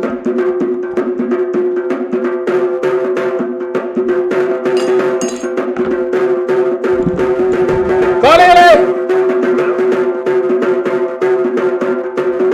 Good morning, you're live. Good morning, Ms. Kadaki. Good morning, everyone in the diaspora. Yes, well, you asked a timely question, Ms. Kadaki. What can we do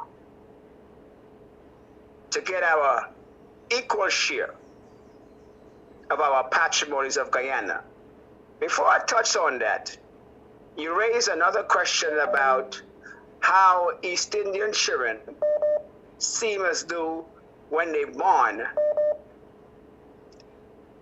they definitely see black people as the enemy. I can tell you, I almost have forgotten how many times. I was in Curverton Market the last time it happened to me, in the quarantine. It happens frequently. A lady don't know me from nowhere. Pull up to me, uncle, come. You see this uncle here, sir? I'm gonna make this uncle carry you away. Behave yourself. She talking to her little child in the market. This child is no more than 3 years old. A little East Indian child. I'm gonna make this uncle here carry you away. Behave yourself. This happens frequently in quarantine. That was a 78th market in Curverton. East Indians have been teaching their children to be afraid of African men and African Guyanese. Now that was in about 2014. Okay? That's what they do on a regular. It's still happening. And I told her, I said, madam, you don't have to be afraid of me. You have to be afraid of Chicken Nana. Chicken Nana is who you have to be afraid of. Now let me get to the question you asked this morning about how can we get our fair share of our patrimonies in Guyana. First of all, I think that needs to be properly contextualized. Because Africans, ever since we start building Guyana, we built Essequibo. Let the history reflect in the schools. Essequibo was built on the Dutch, not the British, on the Dutch. That's Africans' work. Then we built Demerara, another Dutch name. Essequibo is Dutch, Demerara is Dutch names. We built Demerara. Then we built Berbice. Okay? All under the Dutch. East Indians haven't yet left India. How much million metric tons of soil we dug? How much seawalls we built on the Dutch? Coca is a Dutch name. Coca is not a British name. So we're talking work that was done under African Guyanese, slave labor, unpaid labor, forced labor. He who works must get paid. He who labors must be justly compensated. That's the just law of reciprocation. Guyana has a law that speaks about the right to work and the right to compensation. But yet our citizens in Guyana have never been compensated as pursuant to Guyanese law. You think we would say, compensate those? We are the state. Has anyone raised the question to compensate those who build Essequibo, Berbice, and Demerara, to talk about our fair share as it applies to Constitution and constitutional requirements? We're talking about legal precedent that are in our power to exercise and have not yet been exercised in terms of fair share compensation. This is not an issue of race. This is an issue of law. This is of our accepted precedent of law, of fair compensation. And I raised this issue before. So when we talk about fairly compensating Africans, we must place this discussion squarely within the ambit of the Constitution. Don't let nobody duck out and carry this in the big market or under the clock. This is a constitutional discussion of fair compensation under the current laws, then and now. And let's see how those who claim to be democratic, who claim to be advocates of constitutional law, who claims to be under the principle of Indians, and the East Indians, and the sanctity of contract and the sanctity of law that they like to talk about, Jabir.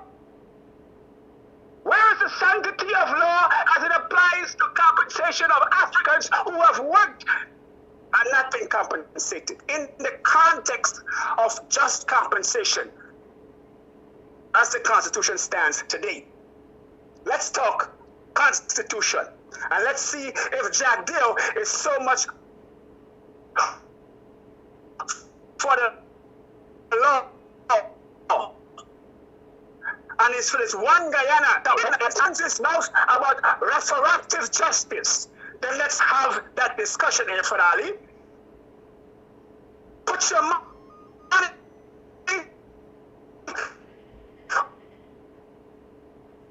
where your mouth is. You went and spoke to the august body of law, universal law.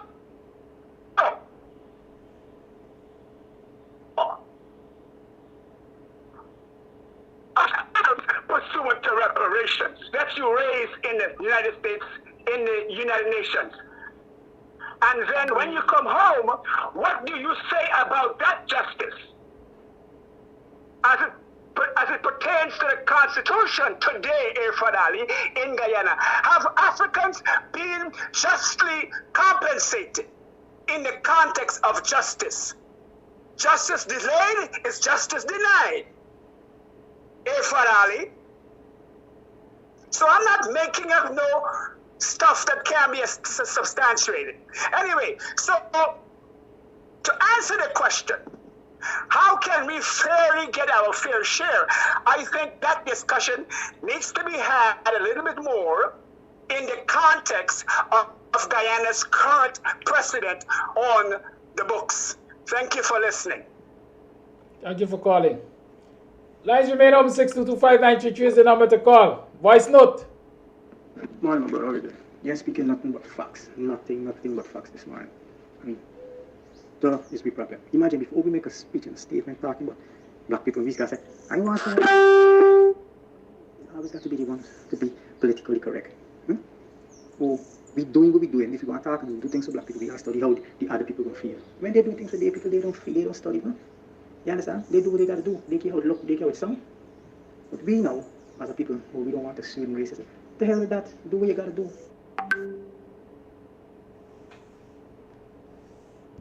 Call all the line. Morning, Kadaki. Call all the line. Great topic. Call a hold the line. It's hard with me to say you're racist because you're trying not to sound racist. You're trying to do whatever, and you're being labeled. So you're getting blamed for something and doing the best you do something and get blamed for it. The previous government, for example, Desmond Hyde, Desmond Passat, but still racist, dictator.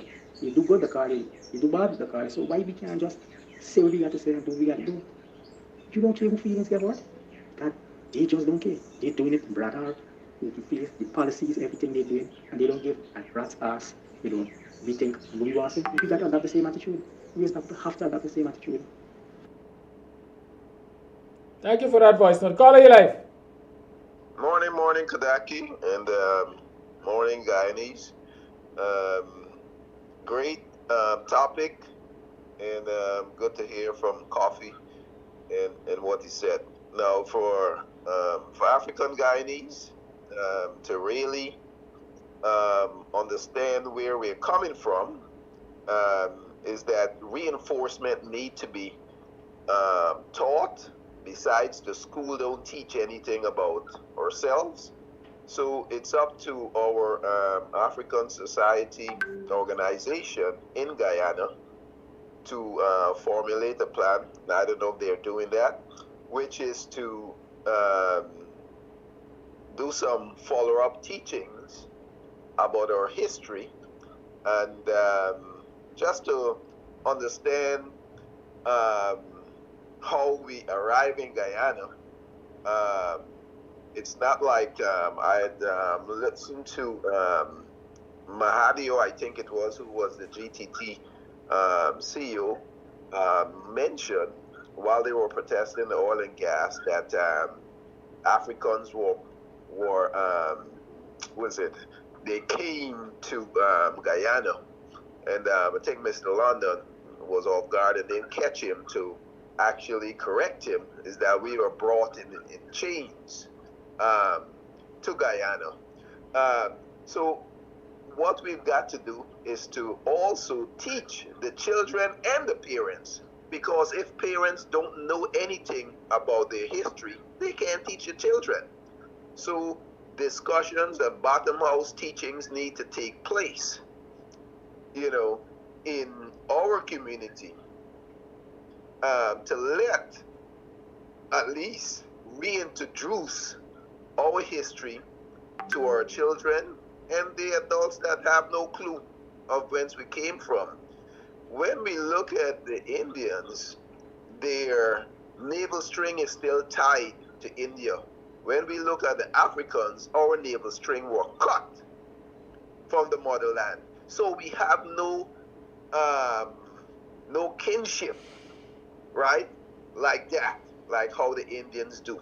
So it's the reconnecting, and I feel in the David Granger administration, we should have made that connection very early to facilitate discussions with our brethren on the continent. So when we have a leader that simply don't even look at our plight that we have faced, and I thought he's supposed to be a historian, but I guess the brainwashing that we have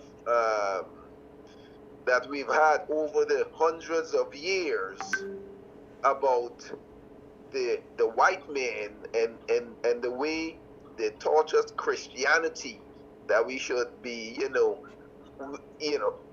we should turn the other cheeks. That simply have not been good for us. So we've got to understand, we've got to throw away some old things, because we can't keep doing the same thing over and over turning the cheek and ask other people to just, do what they do. So, in essence, we've got to take care of ourselves, take care of our people. And that's when we can now deal with the others. But so far, the Guyanese, African, and as a whole, as a universal people, we have a serious problem all over. Even on the continent, they're still praising white Jesus. So we are so screwed, is that we've got to retrain, we've got to teach our children. And again, it needs to come back to where even the ones who are having children now needs to understand where we come from. And everyone should know, white Indians, without the African man, woman, they wouldn't be them on earth. That's my take. Thank you, caller. Voice note. Good morning, Mr. Amsterdam. Finally, someone feels the same way I do. It irks me to hear people say honorable this and honorable that. To be given the title honorable to someone means that they are worthy of something. What in the world some of those people are worthy of? I work in both government and private offices. We address the CEO as Rick, and the government agency I work, I address the director as Daryl. My tongue will curl up on me if I were to call Dharamlal honorable. I don't even think Harmon. Call over the line.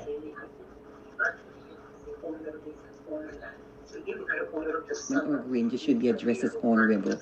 When they cannot do the honorable thing, to hand over the reign and to allow someone who the people elected to function in the position he was elected for.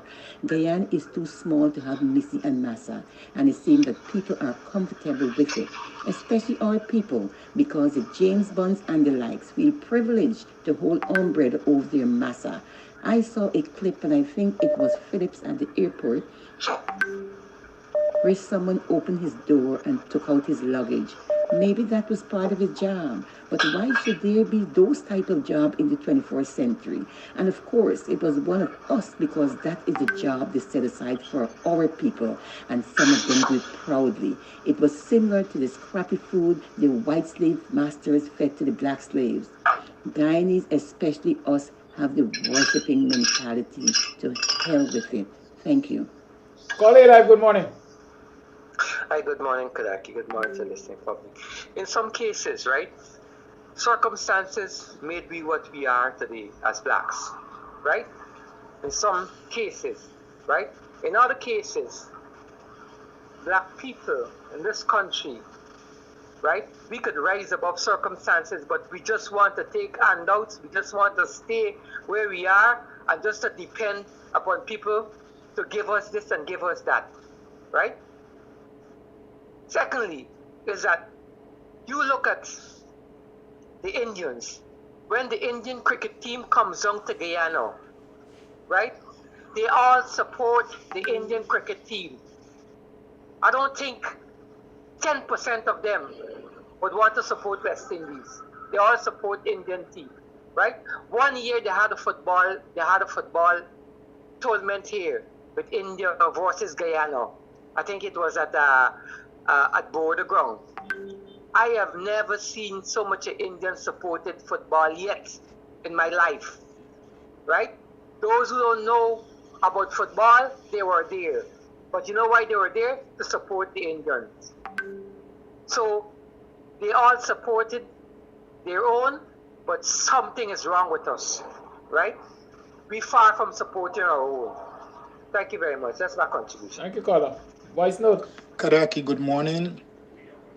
I sent you a video. Could you please listen to that video, and when you get some time, if it's possible, you could play it and let your listener hear what is on that video. It have a lot to do with politicians and black leaders. Thank you. Bye. Lines remain open. 6225933 is the number to call.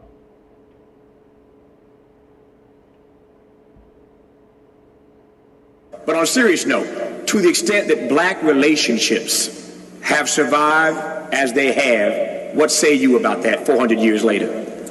It is amazing that black relationships have lasted for 400 years. Call A Live, good morning. Good morning, Kanaki. About the thing, the topics, it's great. And about this thing with us in Guyana, some of us don't know our history, and we don't want to know our history. I usually have a little concert in August, but owing to the pandemic, I wasn't able to do it for 2 years. And in that concert, I tried to bring out as much as Africa as I possibly can. And after I started to do that concert, the second year, another woman decided to squash my concert and put up a beauty queen pageant within just a few days before my concert.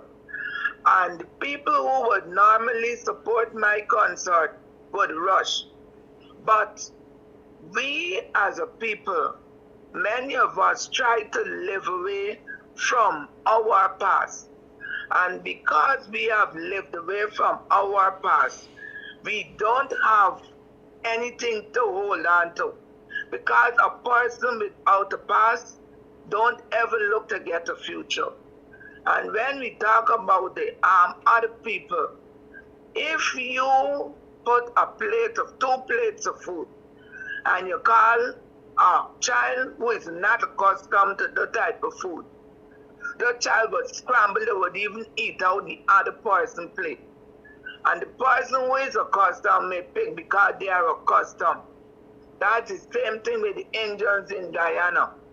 Remember, they came from a place, they came from the slums where they had no land. They lived in the most degraded places. And now that they come to Guyana, the people who they try to follow and copy from, pattern from, are those that live in the high places. So they say, one eye man, a king, a blind man country. So they come now, and they try now to make themselves gods. And our people, that is like a Nancy with Tiger. He said, man, look, mistake, let me ride. And when he meet into the big crowd, he holler out. You see me tell you, Tiger, when my daddy all riding horse.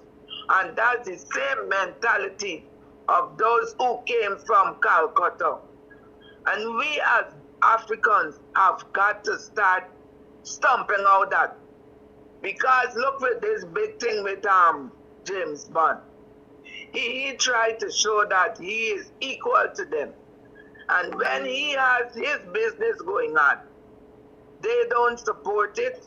And if one of them got a function, they close down his own.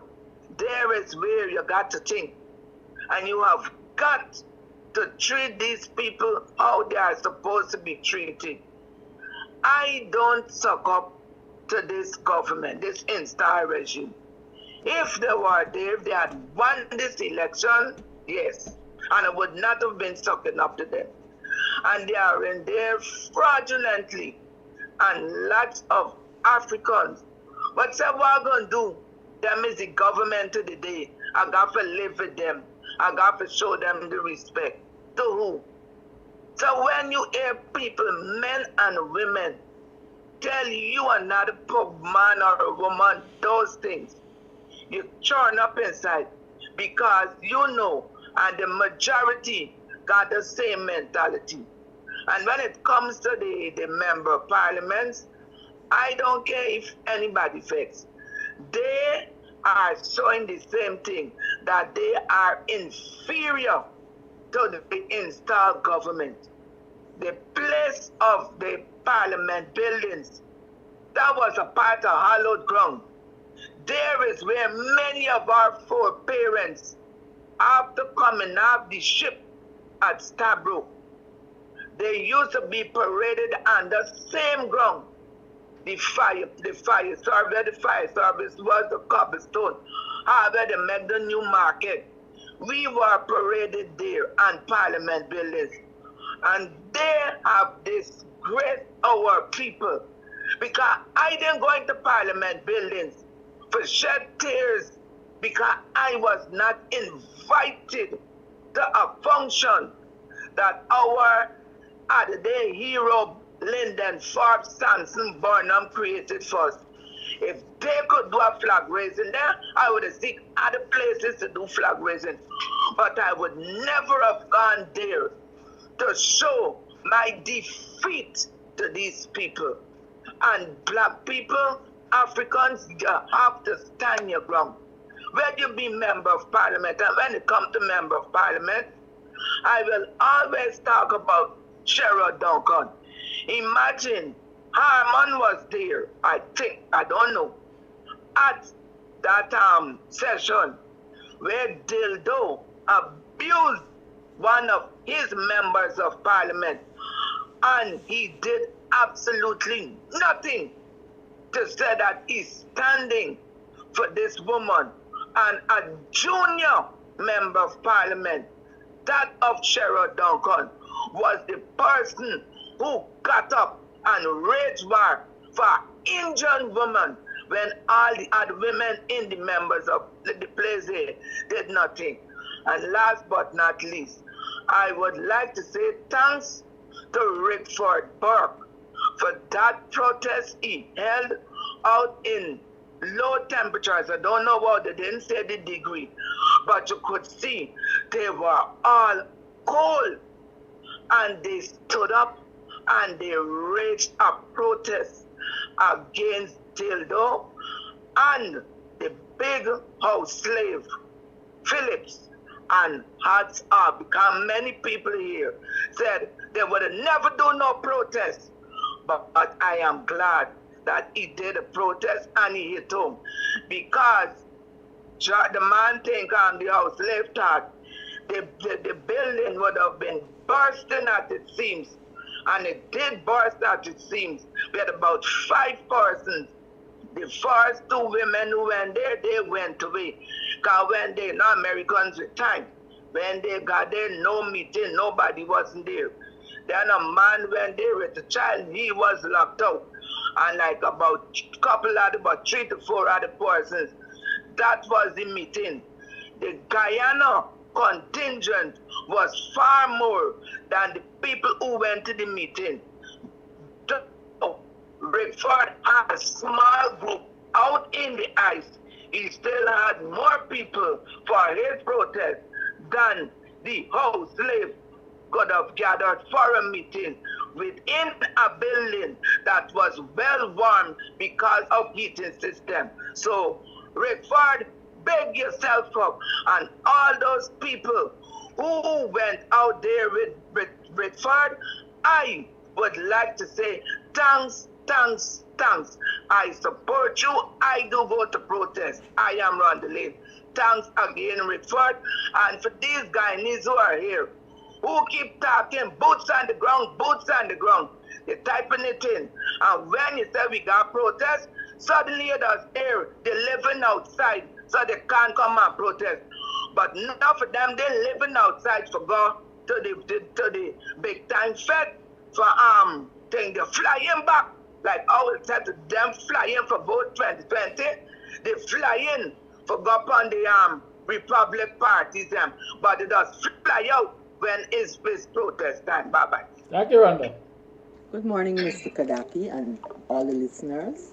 Mr. Kadaki, concerning the situation in Russia and Ukraine, the world is looking at Russia as a bad ally right now, but there is a lot of things going on. For instance, look how the American come and take over Guyana with wealth and all of these things. These things is deep. A lot of people is saying Putin is wrong. I'm not saying it's right what he's doing, because he's disrupting people's lives, and all of these things are all over the world because if a war starts now, Guyana will be affected too. But my whole point with him, we bash Putin, but we don't know the essence of the matter. It's just like Look Libya. Look all of these countries where they destroy. They destroy this country, Mr. Kadaki, and they leave the people in chaos. They come and take over Guyana wealth. You could imagine people cannot even buy proper food to eat when the day comes. Look how much wealth. Mr. Kadaki, I must say, it is so sad to know what is going on in Ukraine.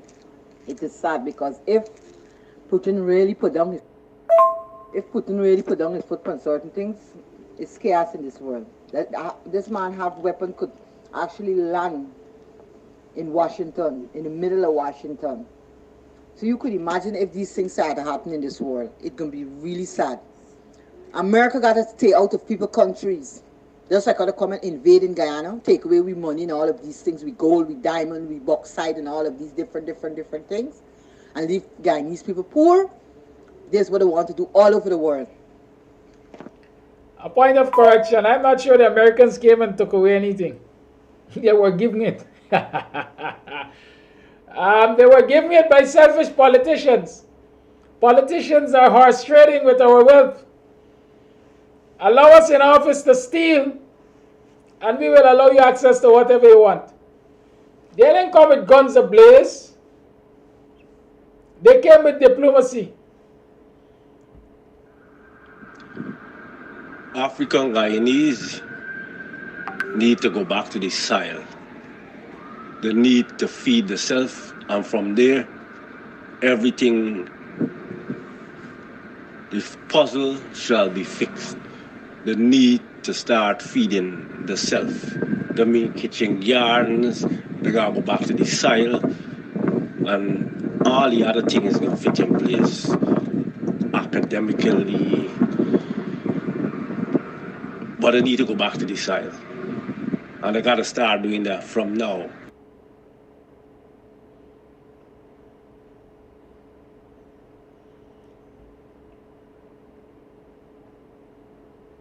Some folks are talking about the ability of Russia to destroy the Ukraine and Russia to destroy the US and the US to destroy Russia.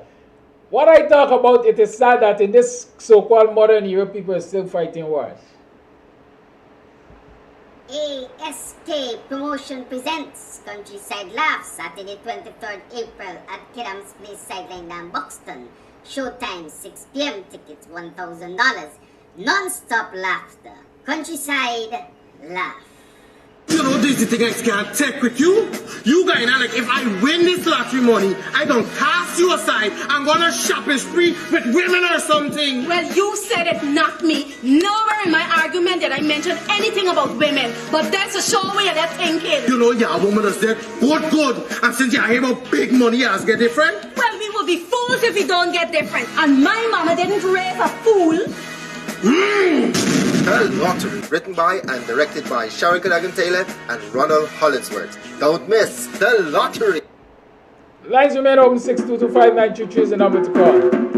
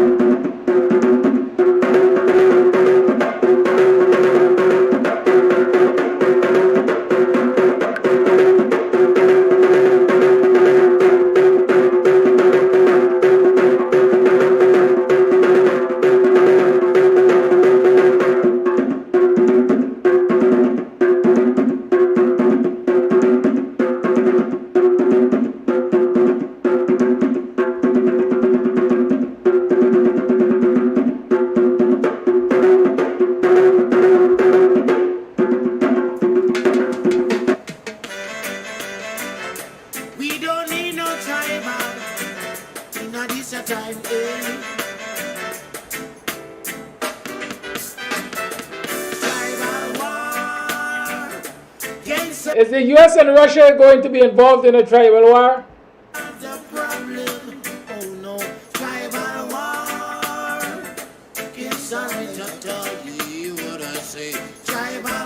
Is Russia and Ukraine story about tribalism? Can't solve the problem. Tribal war. Can't solve it at all. Just the other day, I forward down a riverside. Now if you go check Ronnie, I scrub some clothes. As she spoke up her herb in her little chalk pipe, she said, sure, not even the soap nor soda again. Me God, tribal war can't solve the problem. My God, tribal war can't solve it at all. Tribal war can't solve the problem. Oh no, tribal war can't solve it at all. I want you to listen up, man.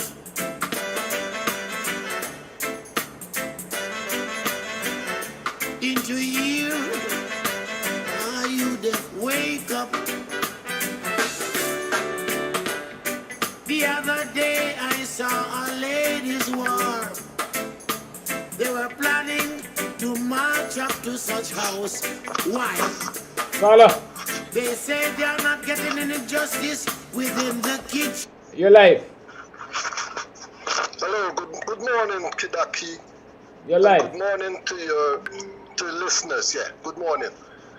Yeah, when I was growing up, there was this term we used to say, after God is swar and Salawala, I think the PPP has come to master those two things, because that's all they do. They just say what you want to hear while they're doing the complete opposite.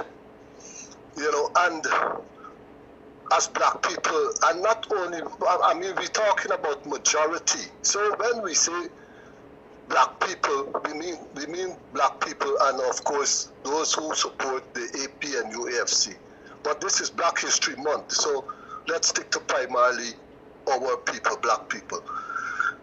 We need to get up and get, because these people are enriching themselves while they're neglecting us.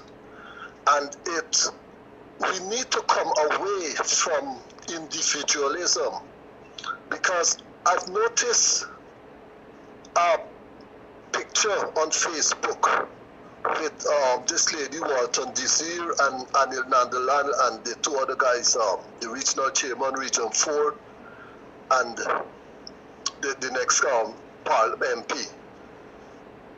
Now, if with all these things that are being said, they can still find time to go and for a picture with Anil Nandala, it speaks volumes.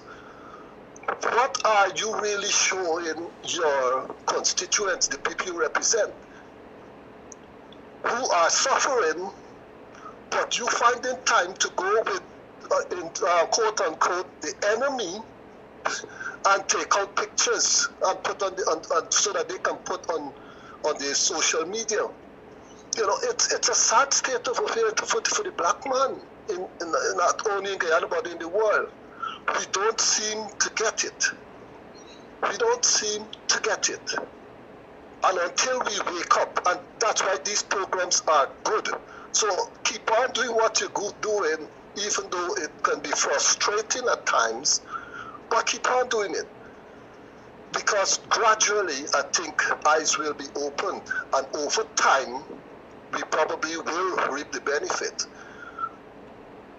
Now, let's go on to, I was hearing about this thing called Tea Party.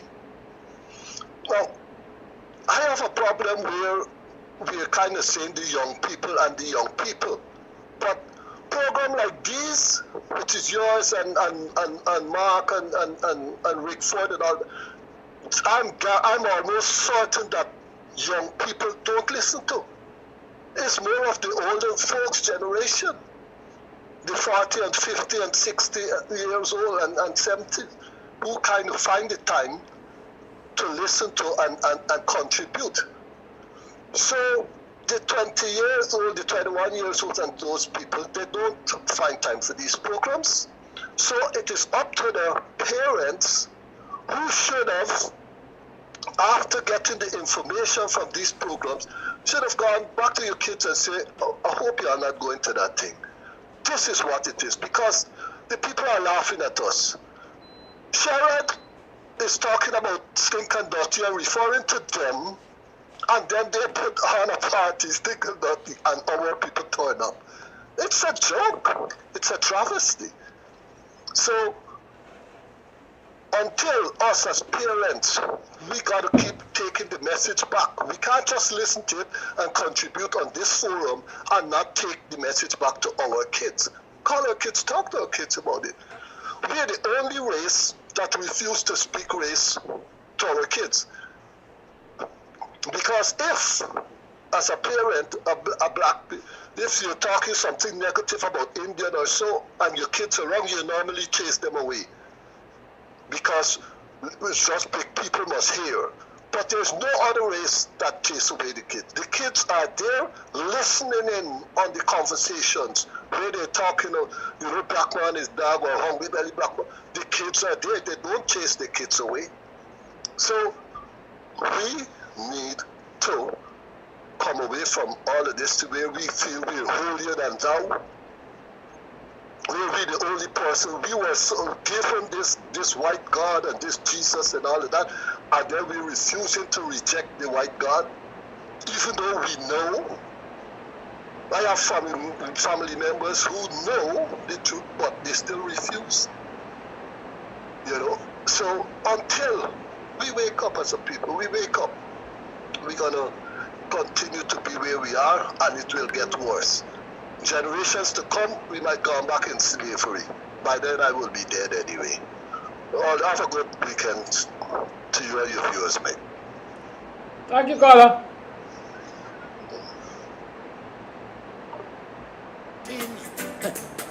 So them decide to make a big war with their big spoon. Me God. I said, ladies, tell me where are you going?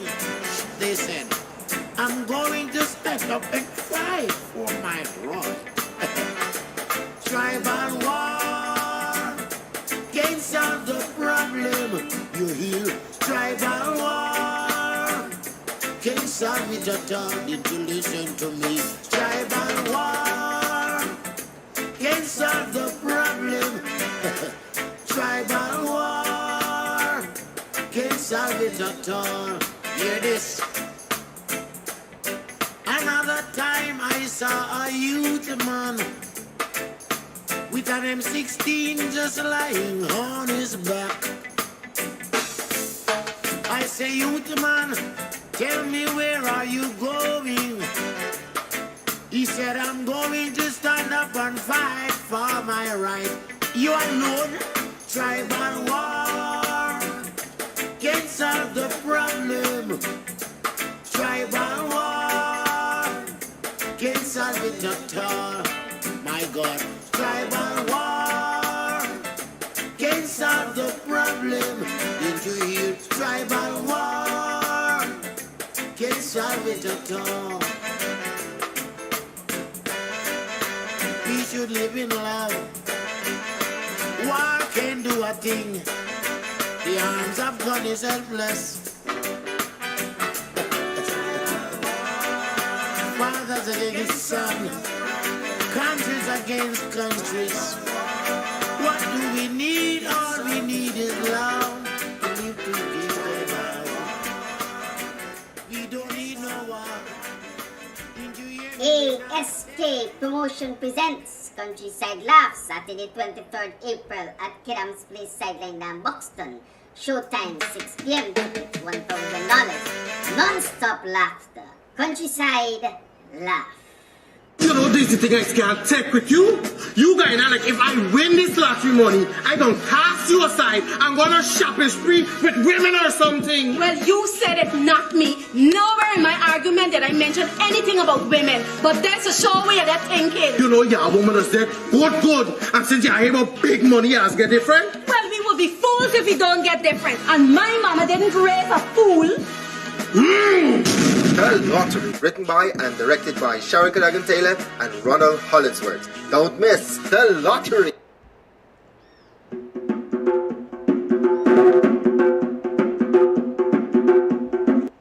It's now 5 minutes to the 9 o'clock hour. You tune to the Buxtonian Morning Time. I'm your host, Kidaki Amsterdam. Join me tomorrow at 18 hours for another program of KAMS Saturday Rhythms. Yes, KAMS Saturday Rhythms tomorrow on KAMS TV at 18 hours. Join me on Monday for another program of Buxtonian Morning Time. But what should you do in the meantime? I saw Semple. Is it Semple? I think Delon Semple is the name. Yes, Delon Semple says, I'm a young man. Yes, Delon, big up yourself. As a young man, I hope you share this programming with your fellow youths. I hope you engage them in discussions. You know, the other day I went up the bank, East Bank, to deliver and set up a tent for a client. And when I went into the yard, it happened that somebody knew me and somebody who I know. We went to school together. Or we went to school around the same time. Because I think he went to Sacred Heart, I went to St. George's Primary. But one of the things which struck me was when this gentleman, young man, friend told me, said, you know, Kidaki, you introduced us. He asked me if I was still in politics. I said, yes. He said, you know, Kidaki, you introduced us to politics. And you introduced us to UC Guyana. Since you were in primary school, you were talking about UC Guyana and politics.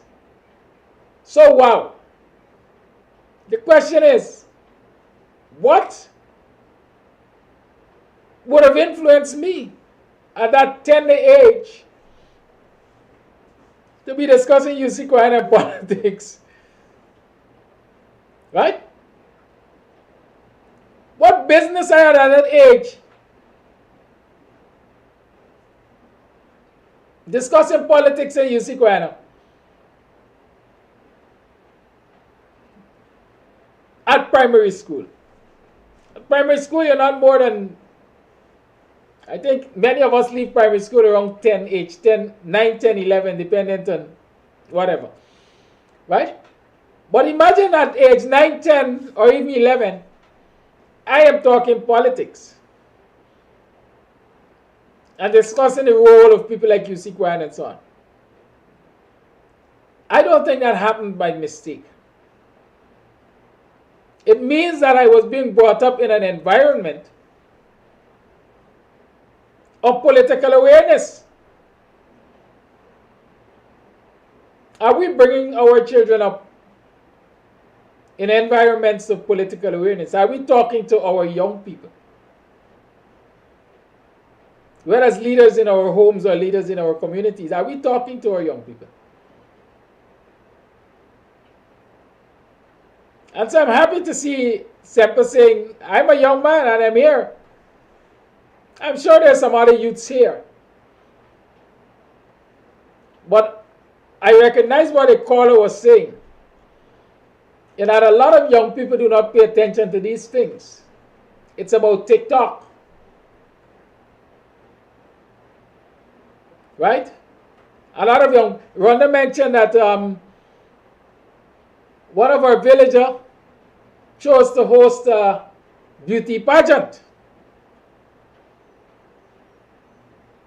a few days before her usual Afrocentric concert. And the people opted to go to that beauty pageant instead of the Afrocentric concert.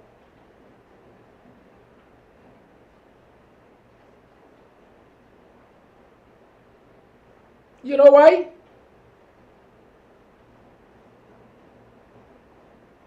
Because a lot of our people are socialized to think that our culture is now about showing skin.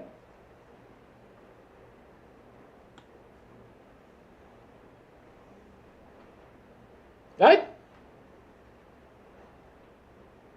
Our politics, our culture is about showing skin.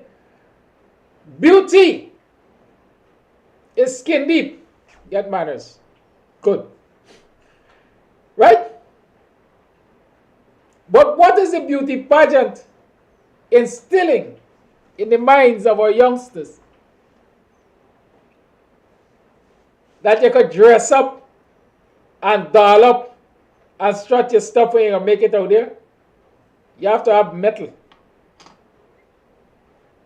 We have to teach our youngsters metal. Hey man, we got to strengthen their character. And nothing could, what is this? Could strengthen your character as much as when you know from whence you came. Good? So let us continue to focus and guide our children in their history. And so they understand what the struggles were and what the struggles are and what the struggles will be and shall be moving forward. Have a good day, y'all. Tribal war! That's what Russia and the Ukraine and US and all of them basically tied up in, quite frankly. But tribal war don't solve the problem. It hasn't, and it wouldn't. Have a good day. We don't need no tribal in this time.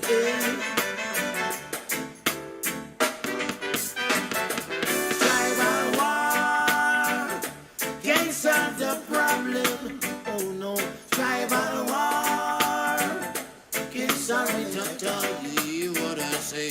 Tribal war can't solve the problem. Tribal war can't solve it at all. Just the other day, I forward down a riverside. Now he go check Ronnie and scrub some clothes.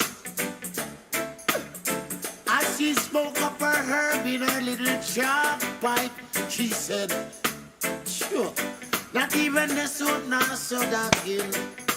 Me God, tribal war can't solve the problem. My God, tribal war can't solve it at all. Tribal war can't solve the problem. Oh no, tribal war can't solve it at all. I want you to listen up, man.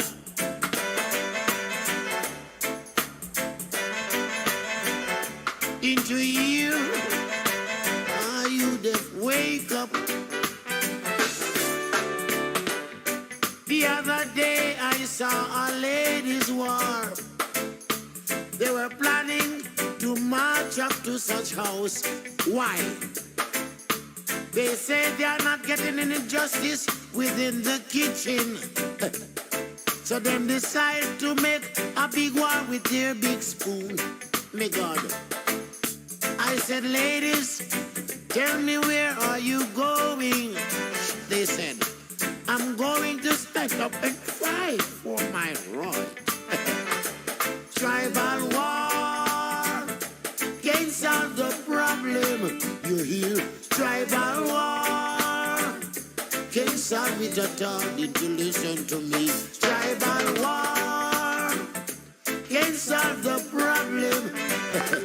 Tribal war can't solve it at all. Hear this. Another time I saw a youth man with an M16 just lying on his back. I say, youth man, tell me where are you going? He said, I'm going to stand up and fight